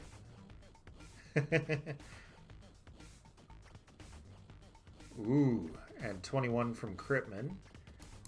Okay, so Critman, you failed, so she's a friend. Lilith, you know that she tried to cast a spell on you. She didn't make any gestures or anything, but you know that she tried to do something to your mind.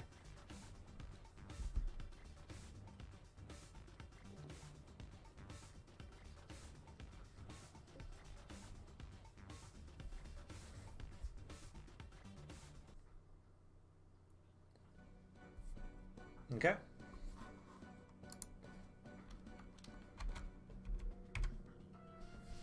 Okay.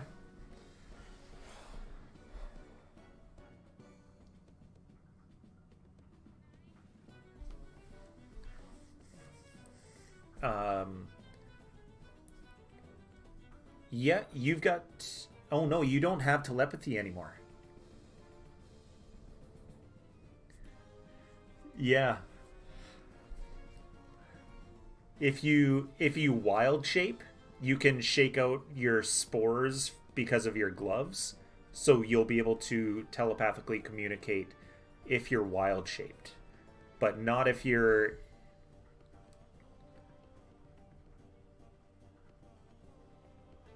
Yes, you do.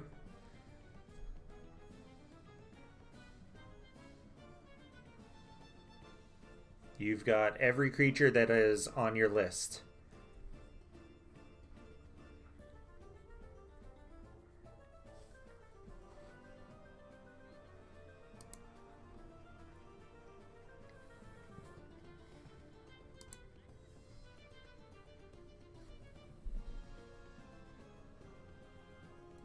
Nope.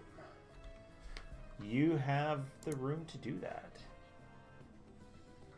Okay.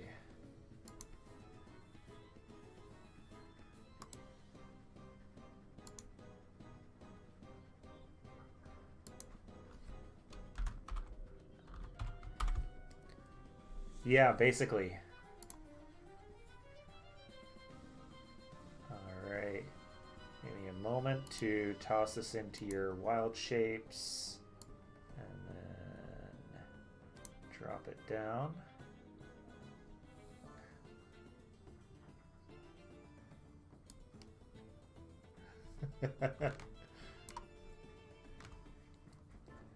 Alright, so you...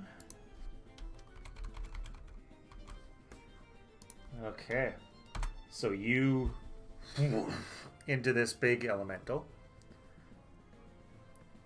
Yep. Yep.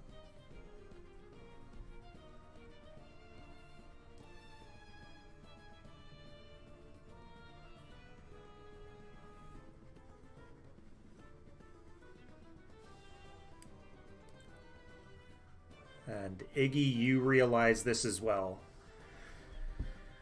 Okay.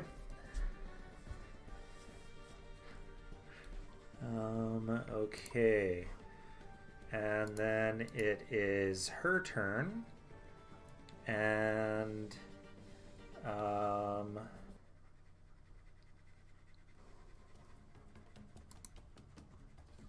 she's going to take a couple steps. And then I need a wisdom saving throw from Iggy.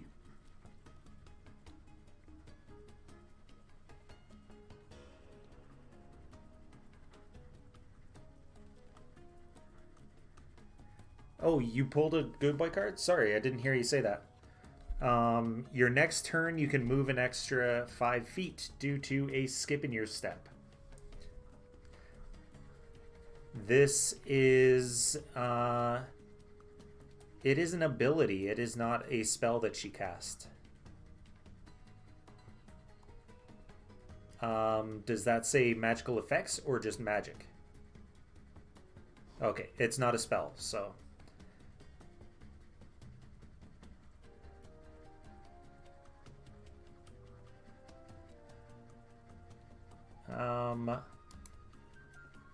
it does just say magic, so I'll give you advantage on that, so you can roll again.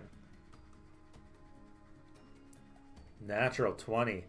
Okay, I don't even need to take the 20 off of the board there. So, yeah. Okay. You feel something in her eyes just meets with yours, and you can feel something pinching your brain, and you fight it off. You feel like it's just in time that you fought it off.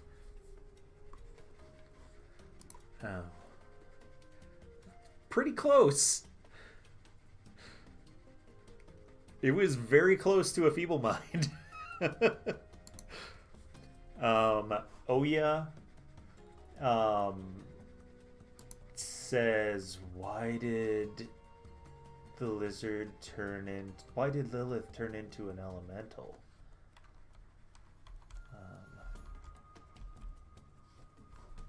No, you're. Yeah, you don't give a shit. She's your friend. Yeah.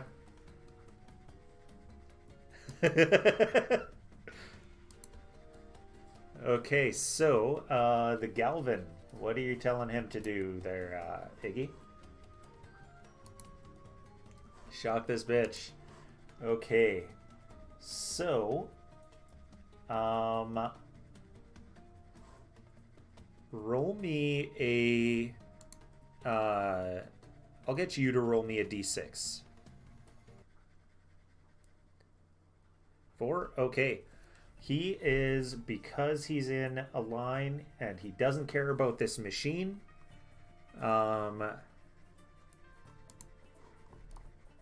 she's going to have to roll a dex save.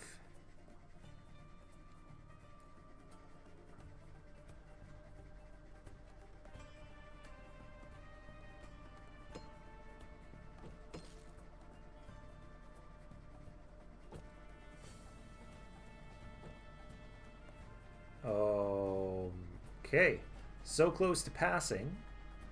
And that means that she screams as something happens.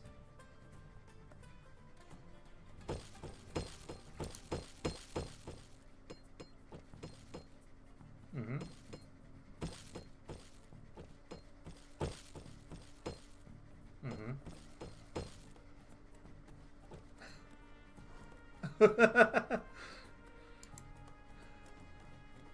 Holy shit. She takes 50 points of lightning damage. Oh no, I rolled the wrong thing.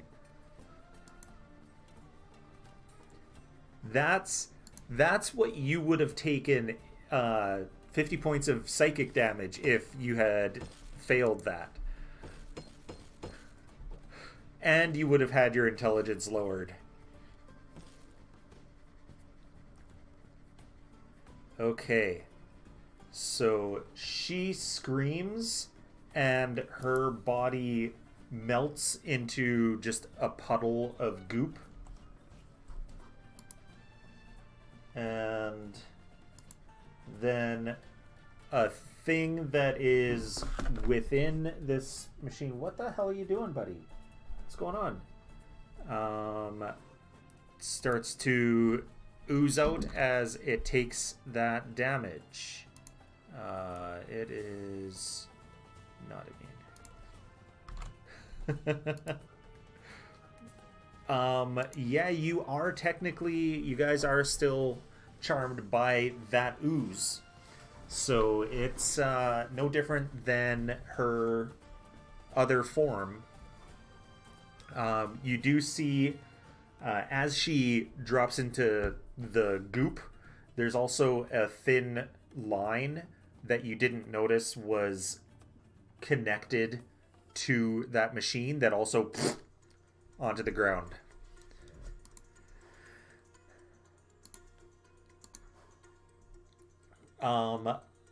Pretty much like she had, like the person had an ooze power cord. Yeah.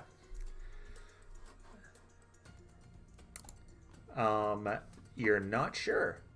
Deckard, you said you were going to be reading books and stealing some?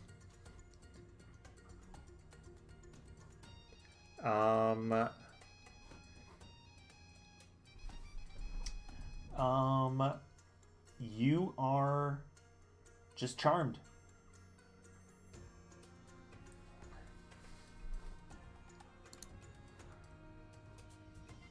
Oh, and I forgot to put the damage on her.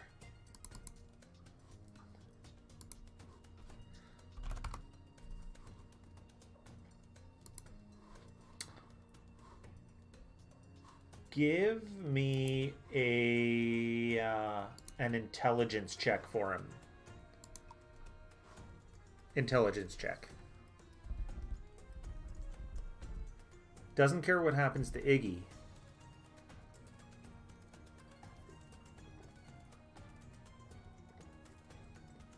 You got 9? Yeah. I thought you said he rolled a 14 plus 2, and I was like, 9? Oh. Okay. Yeah, he doesn't care that you're charmed. He's like, whatever. Doesn't matter. Yeah. So, Valin shouts, it's an Oblex. Don't let it eat your brain. And then she's going to toss a blight at it. So it's got to make, I believe that's con. Yes, con versus her 14.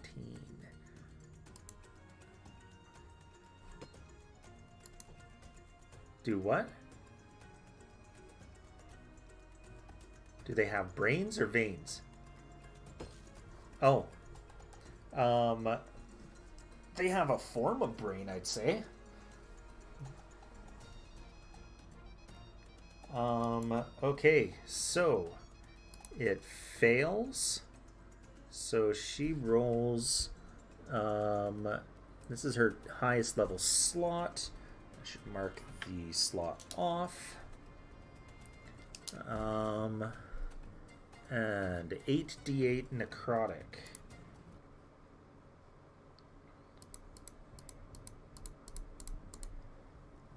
Probably won't. I don't think it can roll. I don't think this can roll high enough to kill it.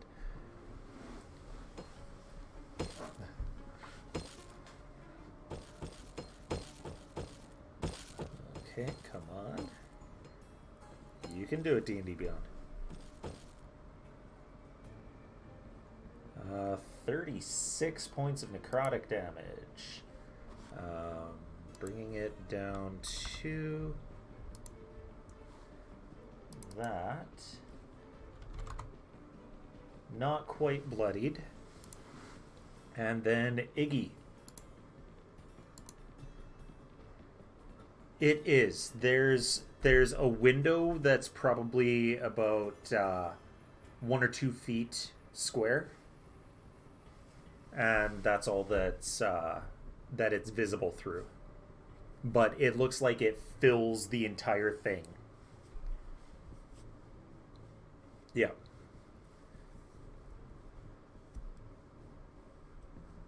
Okay. So a dex save won't work for it. So just roll damage. Yep. 8 fire damage. Alrighty.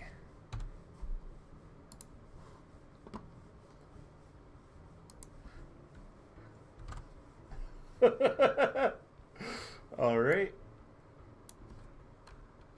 Okay, on his next turn.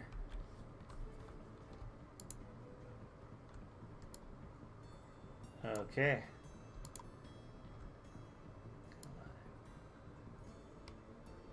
There we go. So you are rushing downstairs. I'm just going to turn him around so that we can see. All right. So that puts us back up at Critman.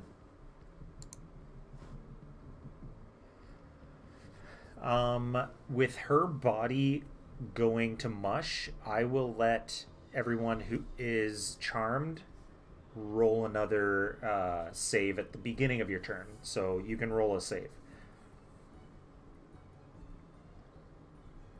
Yep.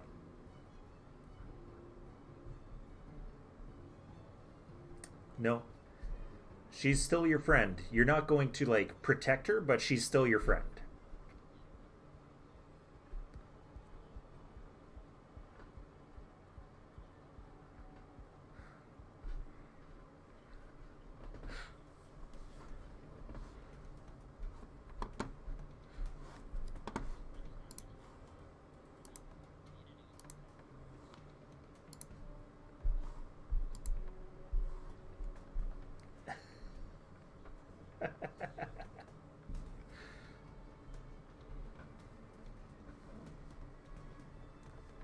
Yeah.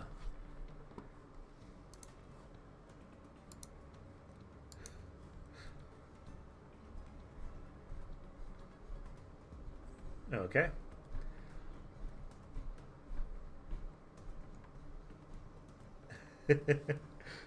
Okay, so Lilith, you're up. You can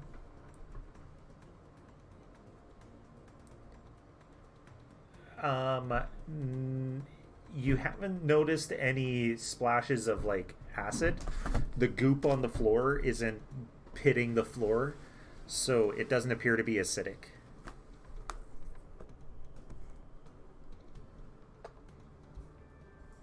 Okay.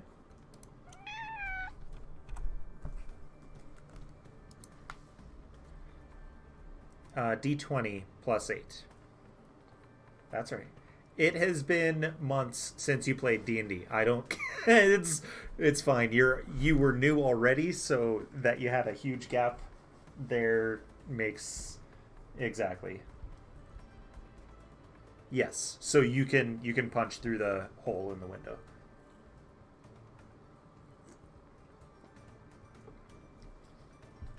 18 total is a hit.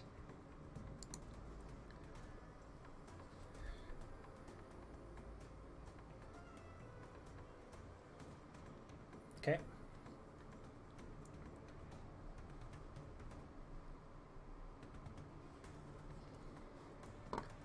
So 14, all right. And then your second attack.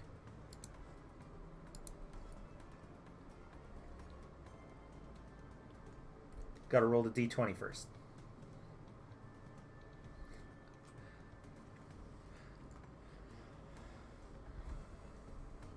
Yeah. Yeah, 26 hits. So that is you already rolled the 11. I'll go with the 11 rather than the 3. Yeah. So that's 16.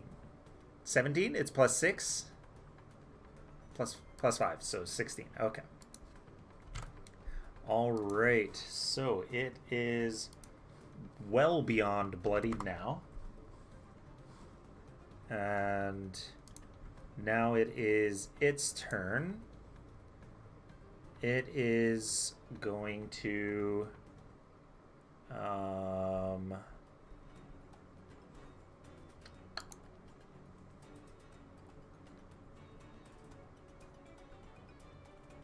okay, perfect.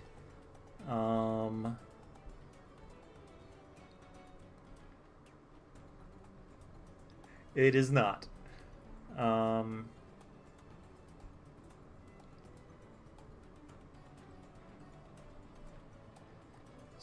So,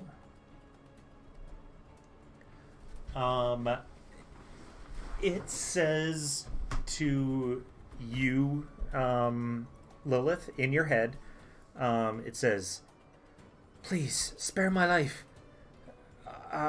I'll give you. I'll give you the line from the Arcane Octad."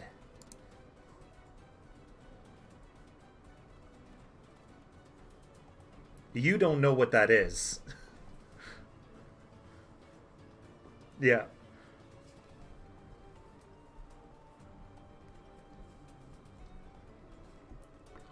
I think you mentioned that like before. You mentioned that before she arrived, though. Yeah. So, yeah.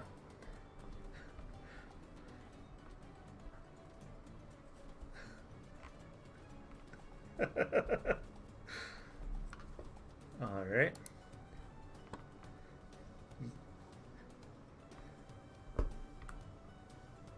Um 5, 10, 15, 20, 25, 30, 35, 40. Did you get him to dash?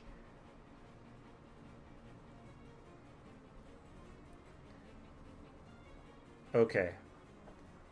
So if he dashed, then you're out of range.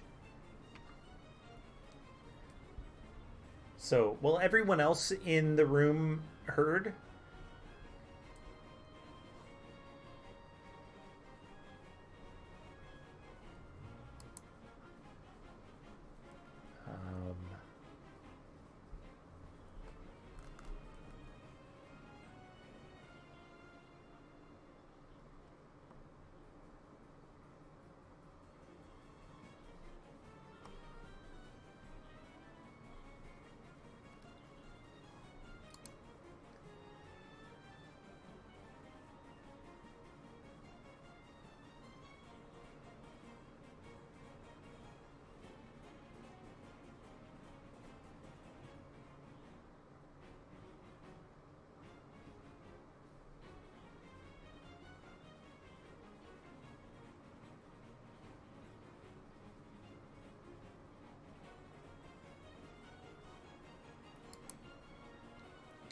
I mean, if you believe that or not.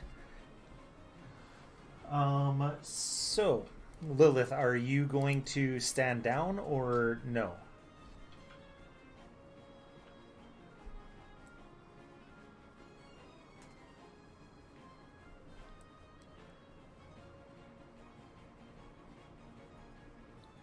She says, you need all 8 to get into the into Ariolarthus's spire.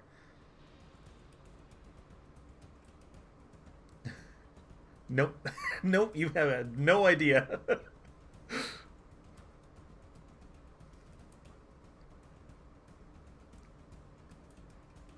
She's talking directly to Lilith, yeah. No.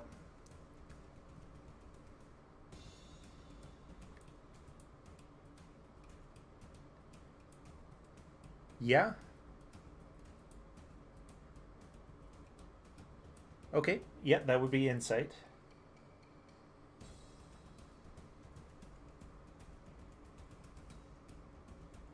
$12. I mean, I'd say, what do you think? Do you think she's lying or no? And that's what Lilith thinks.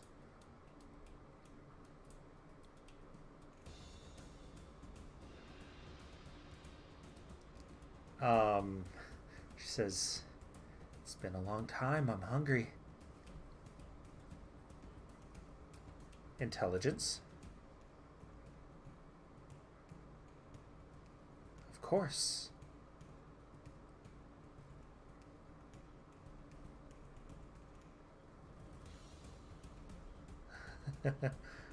Okay.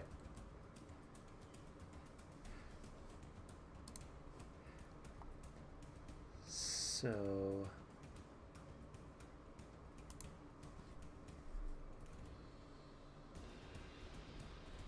yeah.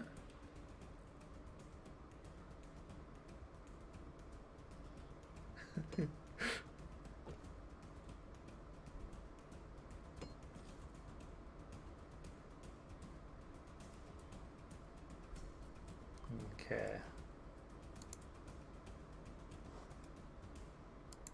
All right.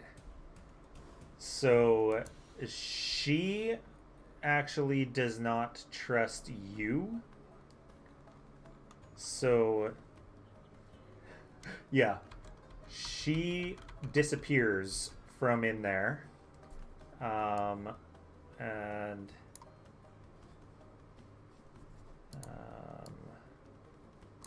come on.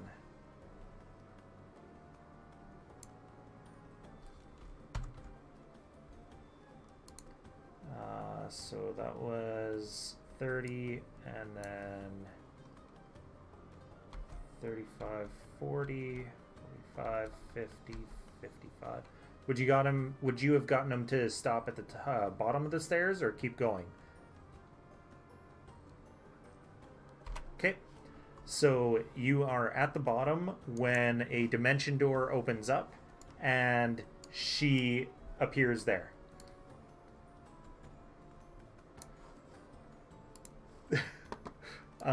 It's Oya's turn.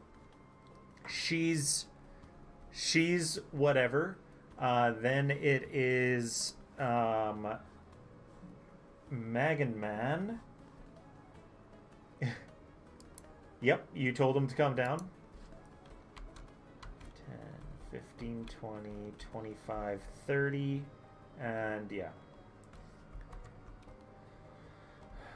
35, 40, 45, 50, 55. So he's there. He can't use his action.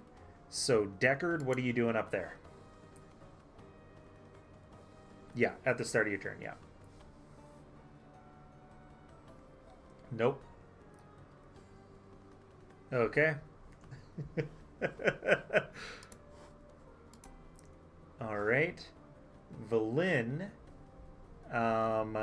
does not know where she went, so just swears and takes a look in there in the machine to see if it just went, but can see that she didn't, that it didn't squeeze down. So nothing. Iggy, you're up.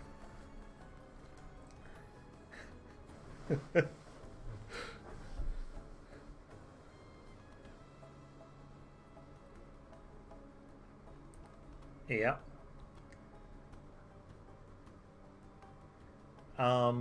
You might have heard Cripman shouting that she was going to give you guys the right, but then it appeared here.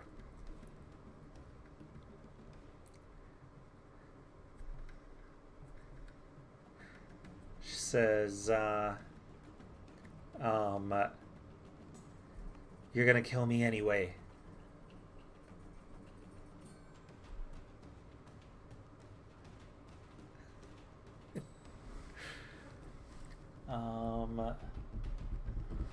She's going to... I know. Roll another insight.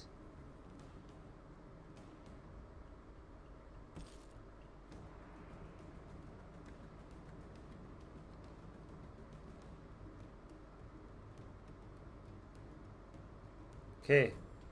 She says her pseudopods that were kind of out kind of pull back in, and she says, okay, maybe we can parlay then.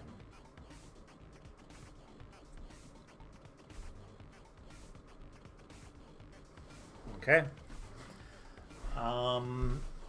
So she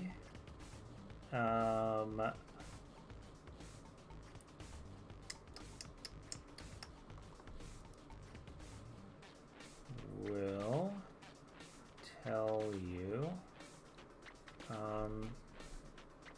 oh, there it is. She says the right is fourth, coax a secret from another.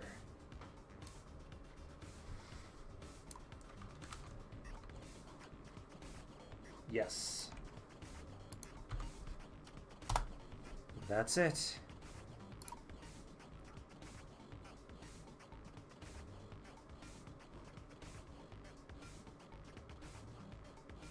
Do you? Lilith did think she was lying, but you don't know that, so you can roll an insight check. Go for it.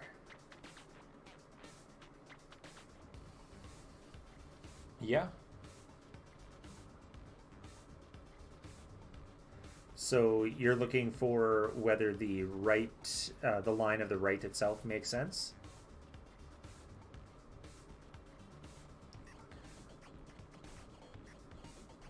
So for enchantment, that does kind of make sense.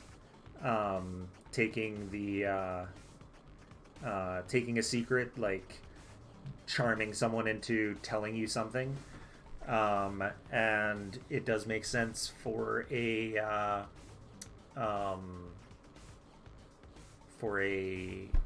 ritual to have something like this, especially if it's coming from the 8 different schools. That would make sense. Okay.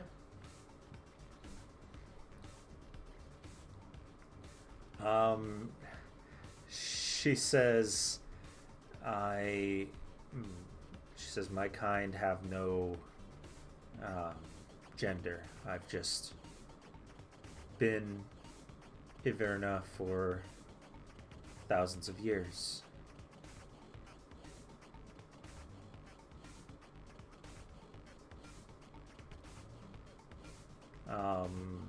She says, I don't know if the others will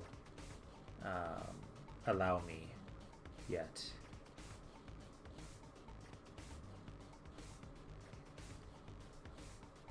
It's not an, actually, there is an audible sigh. There's like a fart bubble from inside the ooze, and then the rest of you are no longer charmed.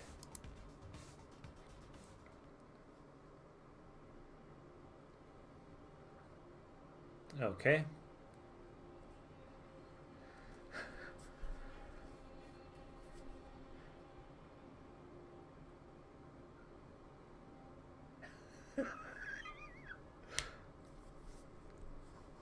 Okay. Are you guys going to let her return, or are you going to kill her when she gets upstairs?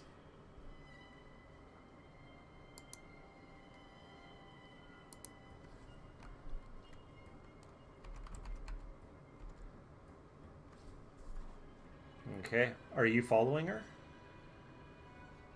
Okay. So it's just her and the Magan that come up. The Magan still can't speak common yet.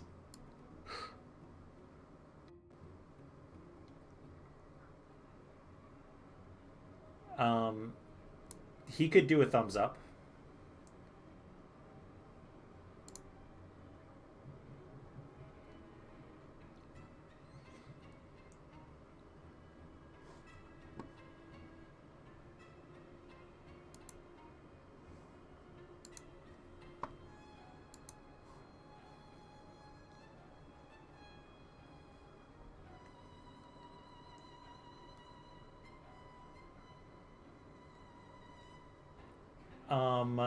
If you take a look around it, you do notice on the left side there was power, and it was destroyed at some point, which would be what released her, very likely.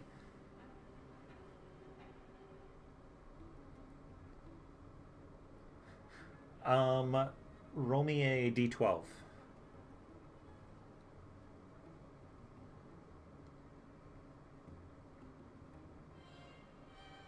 You got 12.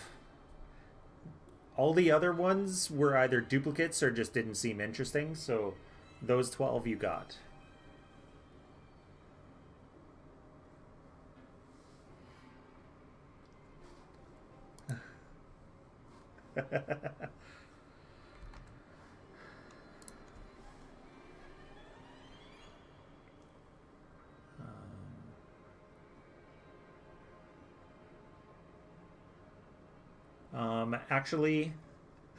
Actually, taking out that 12th book finally,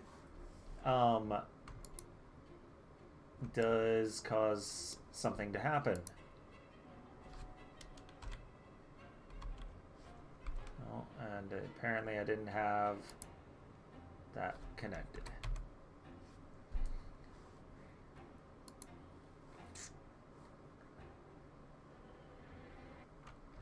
Okay.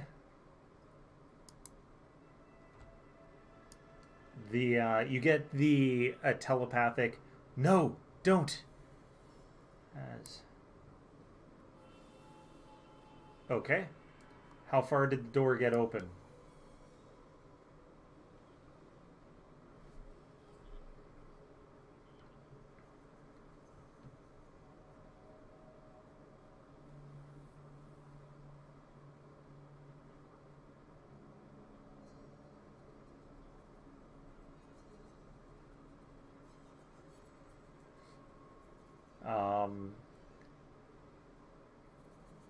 Nope.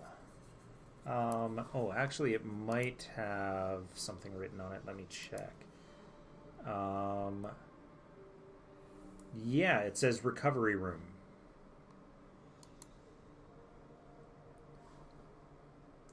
And the Oblex says, please don't go in.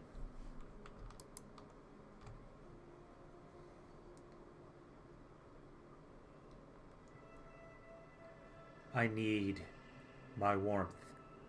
Don't go in there.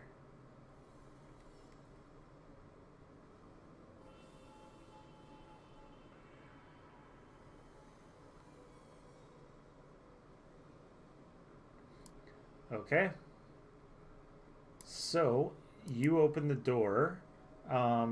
Give me a dexterity check. Acrobatics if you have it.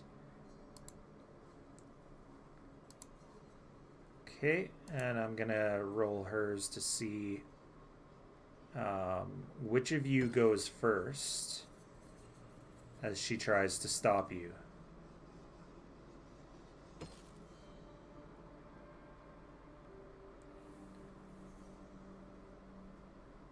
Alright, I think that's gonna win.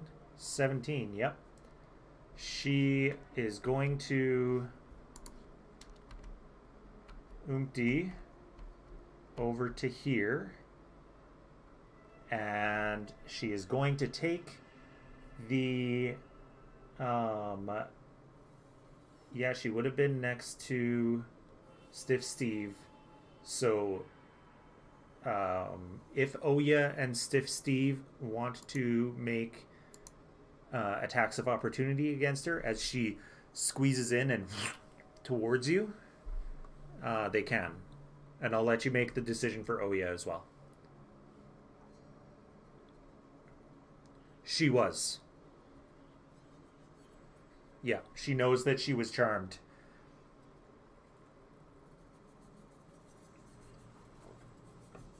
Okay.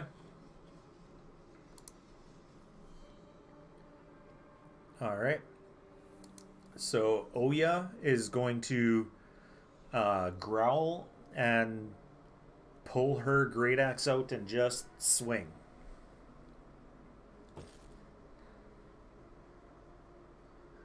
I don't know yet. I have to wait for D&D Beyond to finish rolling.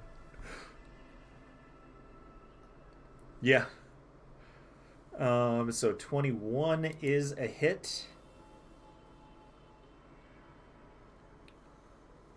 And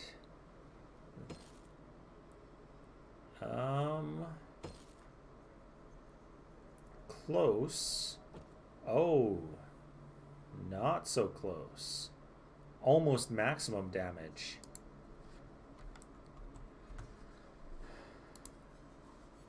So she is not doing too well when she gets to you.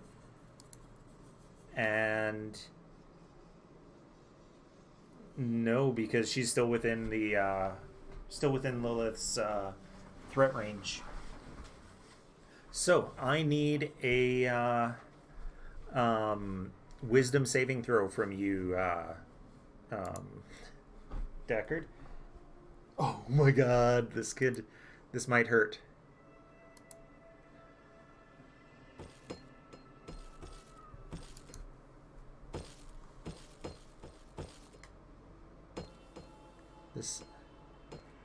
This is not a charm.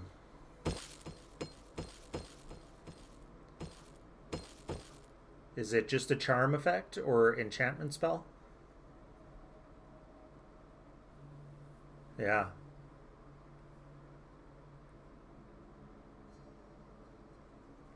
This is not an enchantment spell.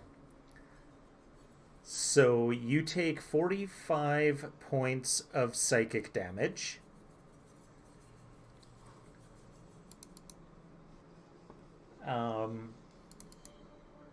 I'm not going to give you a lingering injury because this thing does give you a lingering injury, basically. So,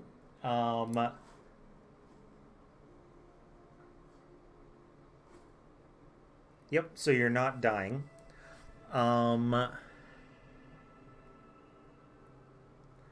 So, your memory has been drained.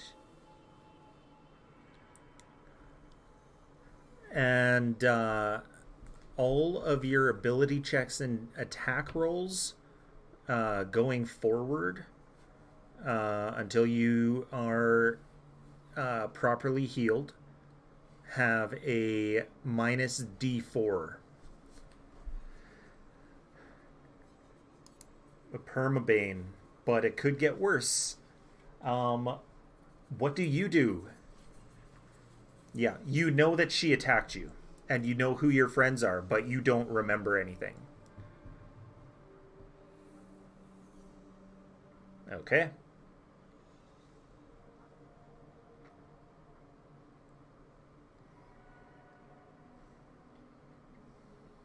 Mm-hmm. She looks very close to dead.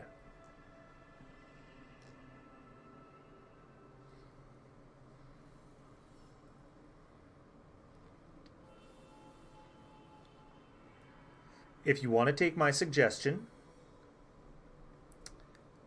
do something that doesn't require her to make a saving throw or you to make an attack roll. You have one spell that does that. Yes. Okay, roll me the damage.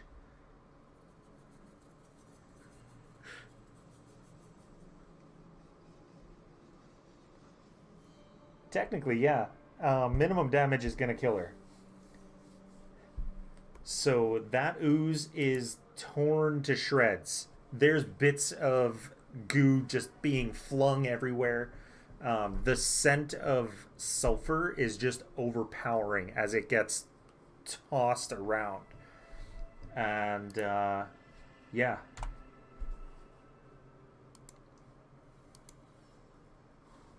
You have 0. Yeah. Yeah.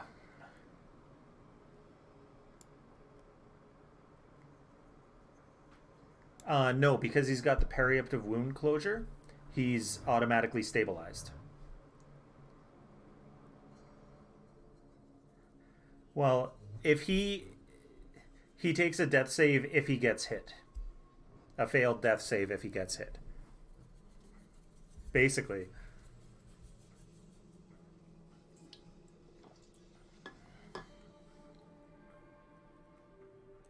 You can't read. You've got no memory. So I guess you could still read because I let you still cast spells. But yeah.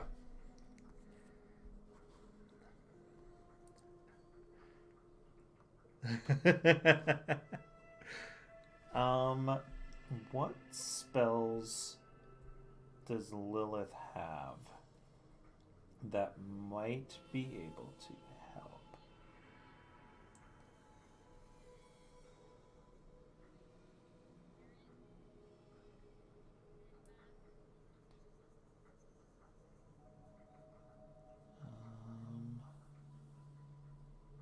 Oh, you took Gesh. Nice. You took Gesh. That is an awesome spell to take. I would not have expected that. Gesh at 4th level. Spelled Geas. Yeah. Um, um,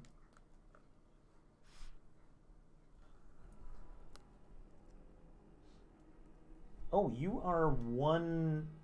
You're missing one prepared spell. No, Lilith. You've got 15 out of 16 according to this.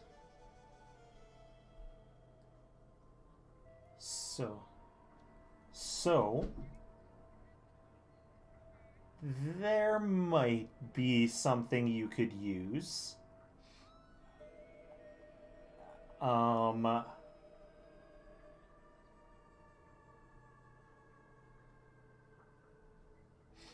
So there is greater restoration, or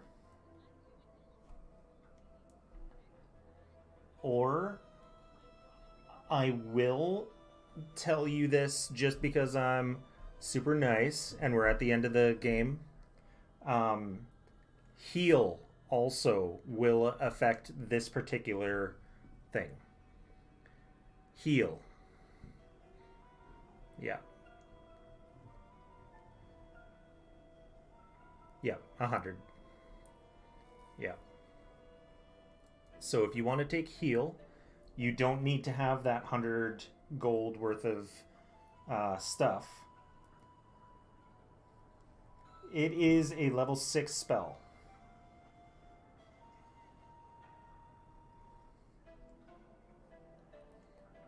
So that's true.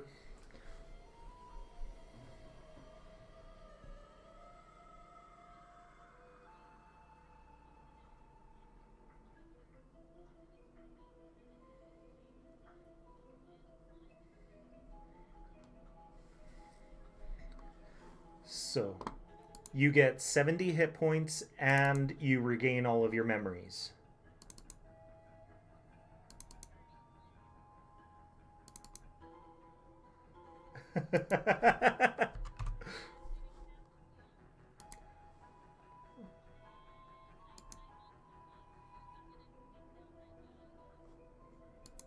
No, you can't.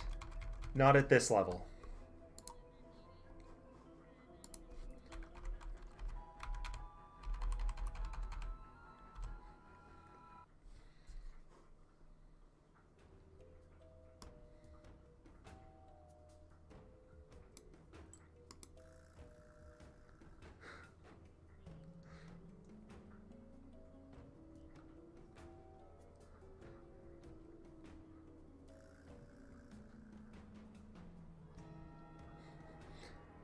And I mean, he's got a bag of holding, so he just has to think of what he's looking for, and he can pull it out.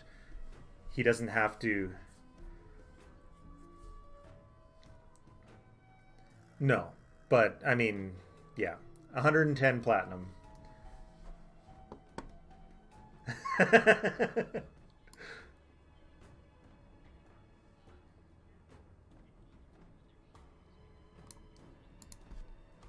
Okay.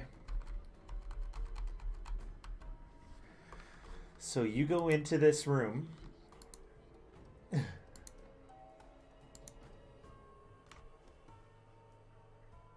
right. Oh.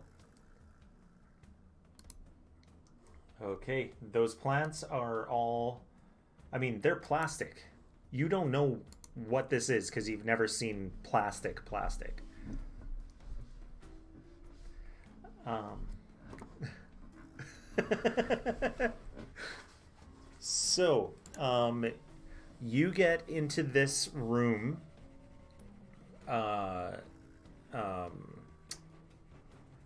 Critman. An emaciated female human wizard dressed in tattered pink scraps is seated in a wheelchair, staring blankly out of a window toward the glacier wall. A golden staff lies on the ground beside the chair.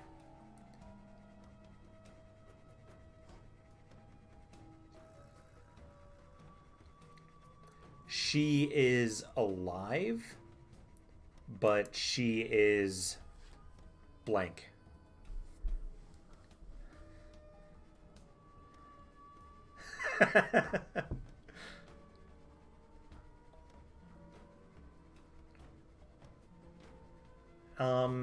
You can roll if you like.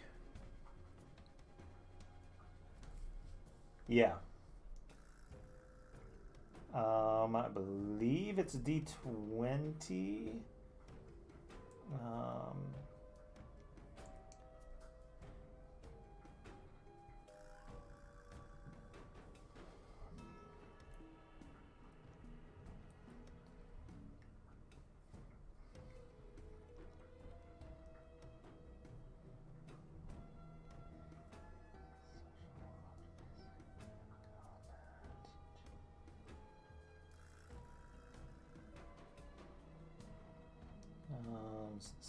Diseases, poisons, madness.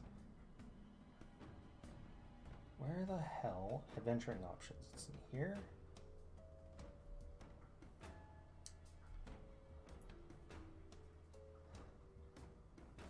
She is still alive.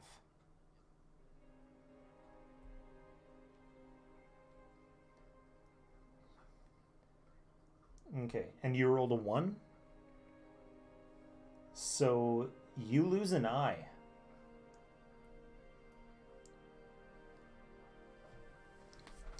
So, um, it could still be in there, but all of that psychic energy that blasted in your head, it just popped. Like all the blood vessels, and it's cataracted over. You've got no sight in that eye.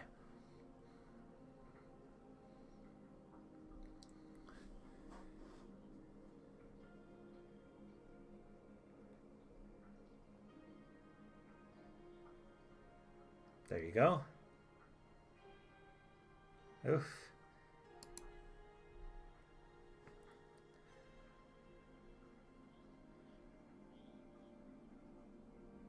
Oof.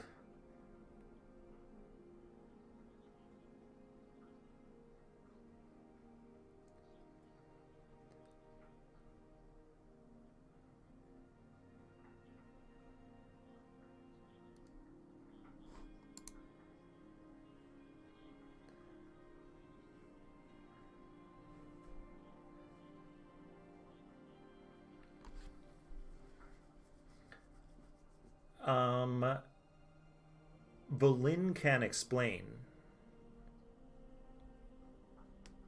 She did identify what it was before.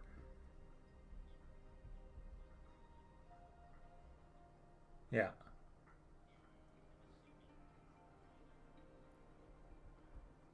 And what just happened to Deckard?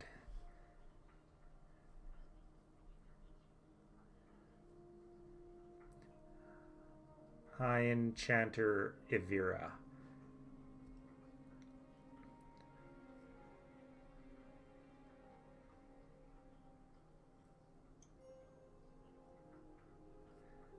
Yeah.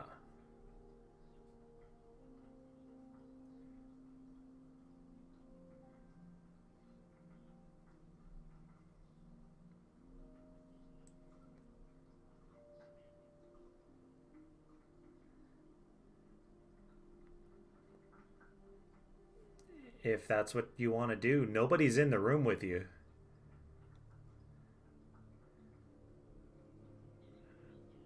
I mean, Lilith is helping Deckard at this point.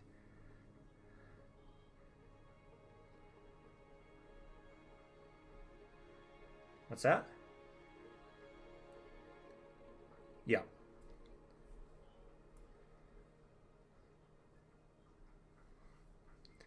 No.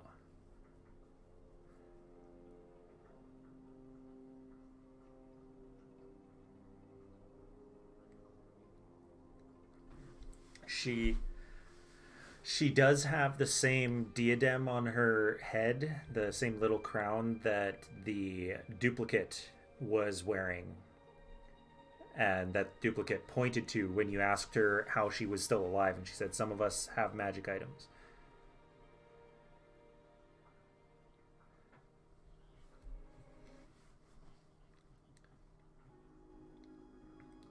Yeah, it's a crown.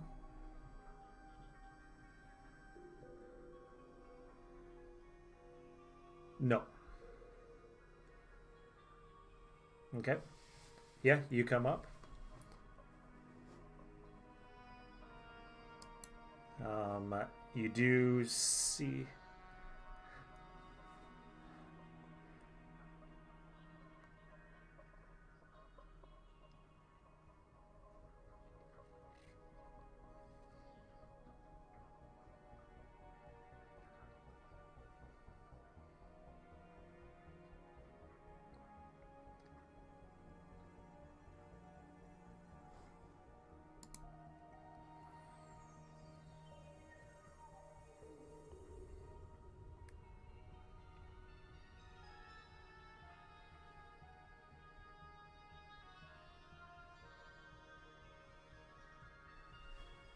Yeah.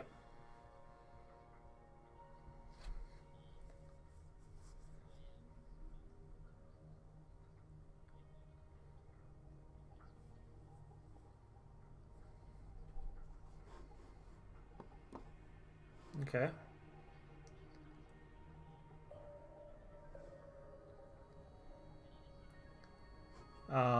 She examines her and says, Oh, one of these magic items must be keeping her alive. Perhaps perhaps that machine as well could have done something.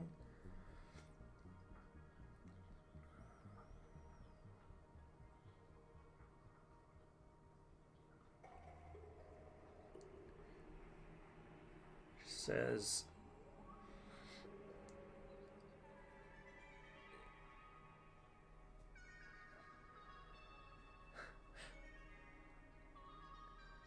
okay, give me a medicine check. Okay.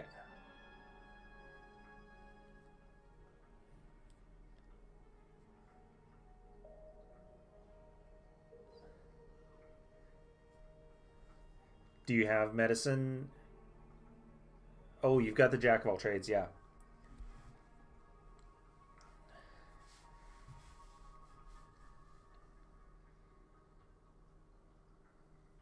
Okay. So that gives you 21. Okay. 22. So you can see that whatever this magic item is that's keeping her alive, um, it didn't protect her from what the Oblex did. The Oblex had obviously not only been eating her mind, but eating at her body this entire time as well. Just sucking the life force from her. Um, you think, with a little chatting between you and Valin about what the Obelix was, you think that it may not restore her fully like it did with Deckard because of the chewing on her brain for 10,000 years, but it's possible that the heal spell or greater restoration might be able to restore a little bit of her.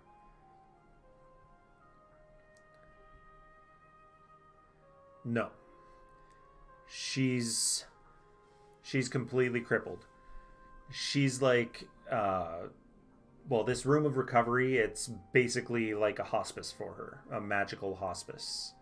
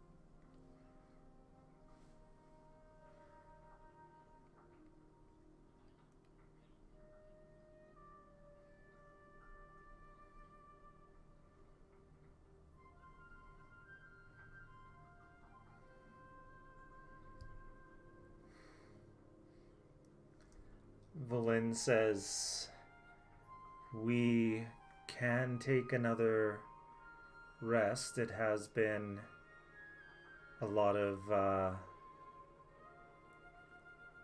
mean,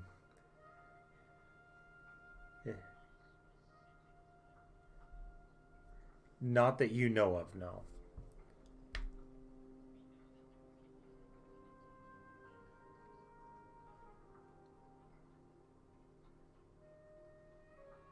Yeah. Right.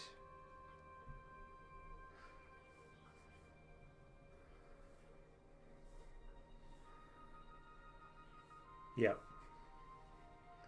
Right.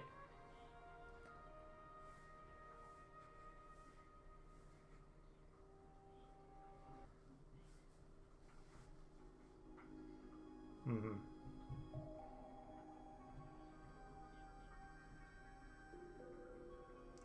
I'm sorry? Yep.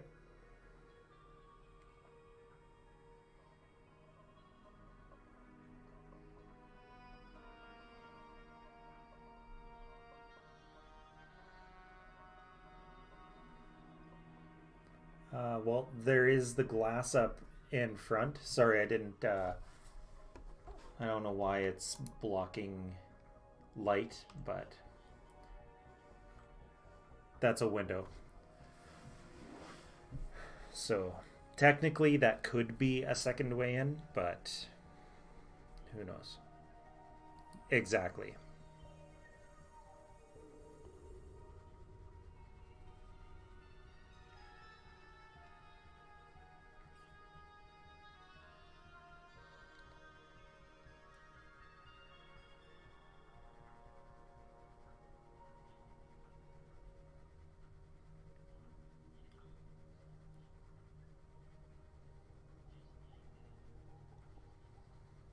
Hmm.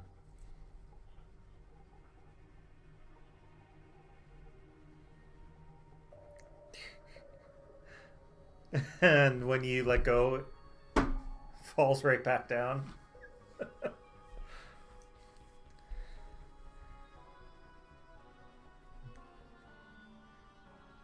Yeah. Cure wounds doesn't do anything. It looks like she's not missing any hit points, as it were.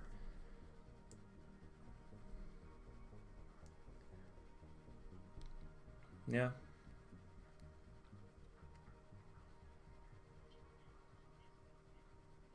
Yeah. Yeah. There you go. Help her out.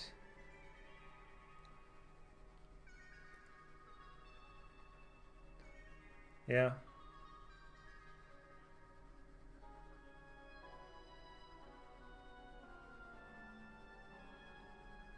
Yeah. No. It is frosted over.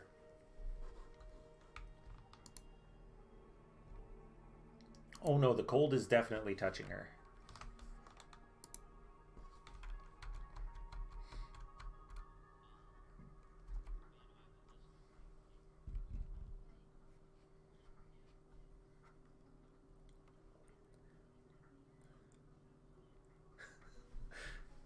Maybe for the first like month that you knew him, and then after that he was just terrible.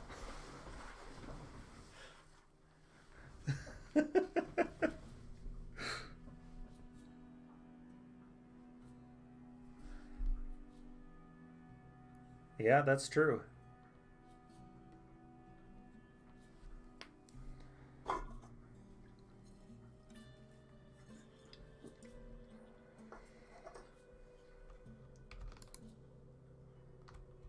Okay.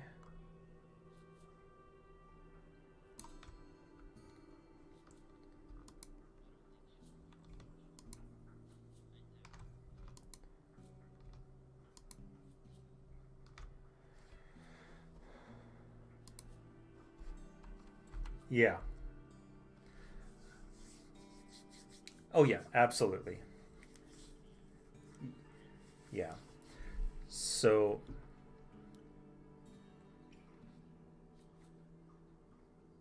okay.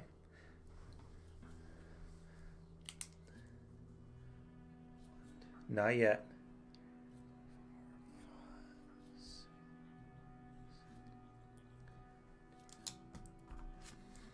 Yep, in 10 hours. Yep.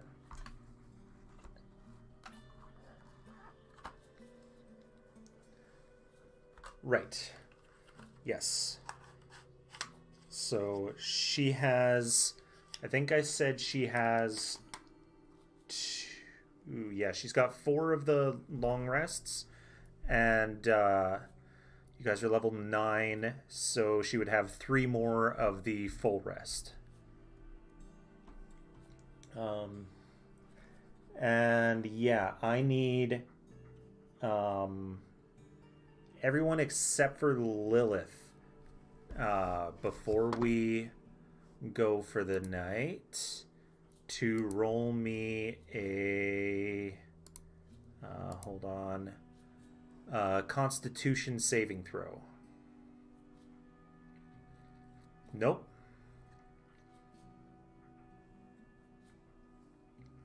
Okay. All right. And 21.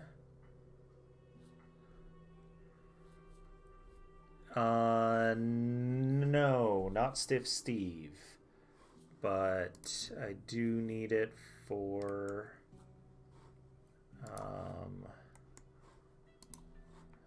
Valin and Oya, who Oya failed, but Valin didn't last time.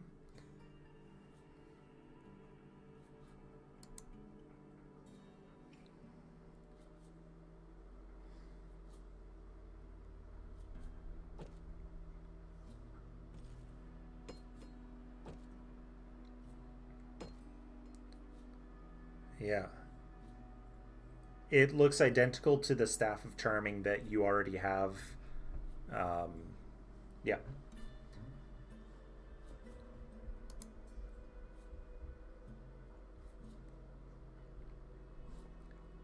I mean, hey, yours is almost out of charges. I don't think so. Does it say?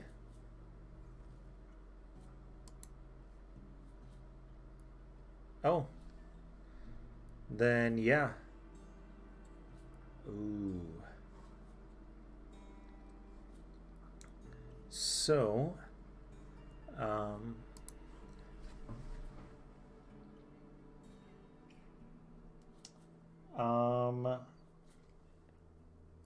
well, you can tell her what yours does.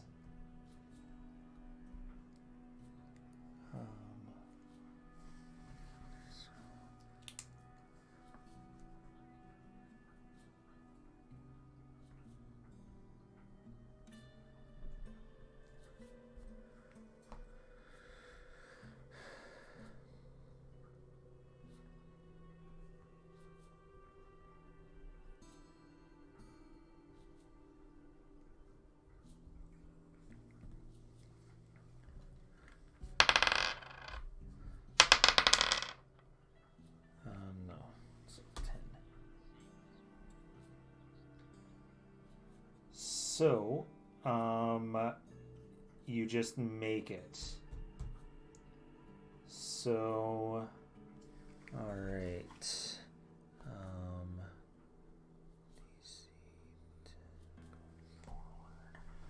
All right. So, the DC does go down depending on successes. So, let me do this. DC 15 for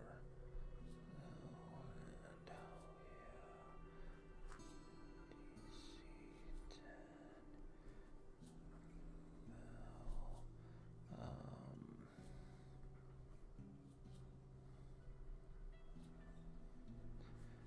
Okay, and DC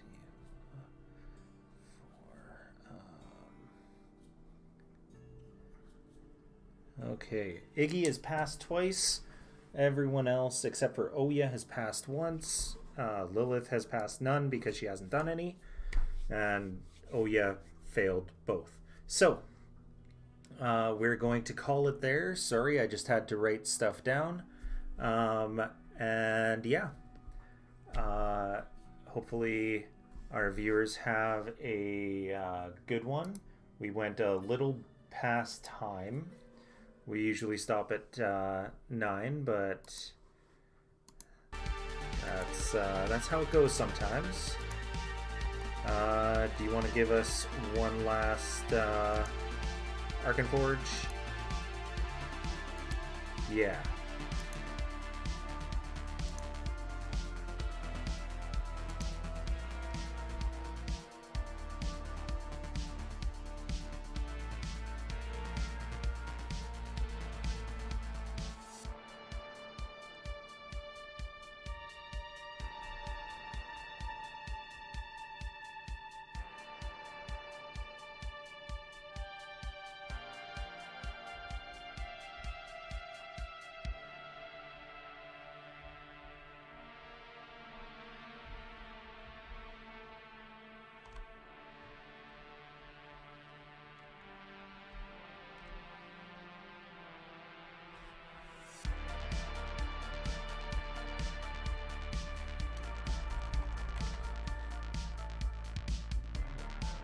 Yeah, and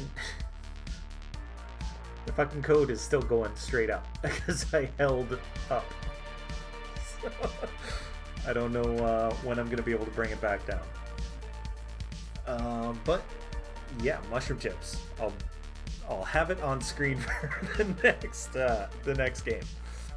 But yeah, I'm also going to. Well, we're gonna finish here, and then I'm going to ask you guys where you want to head next. I assume you're still going in a circle around, but yeah, we will head into our ending screen, and that'll be the end of the stream. So have a good Sunday.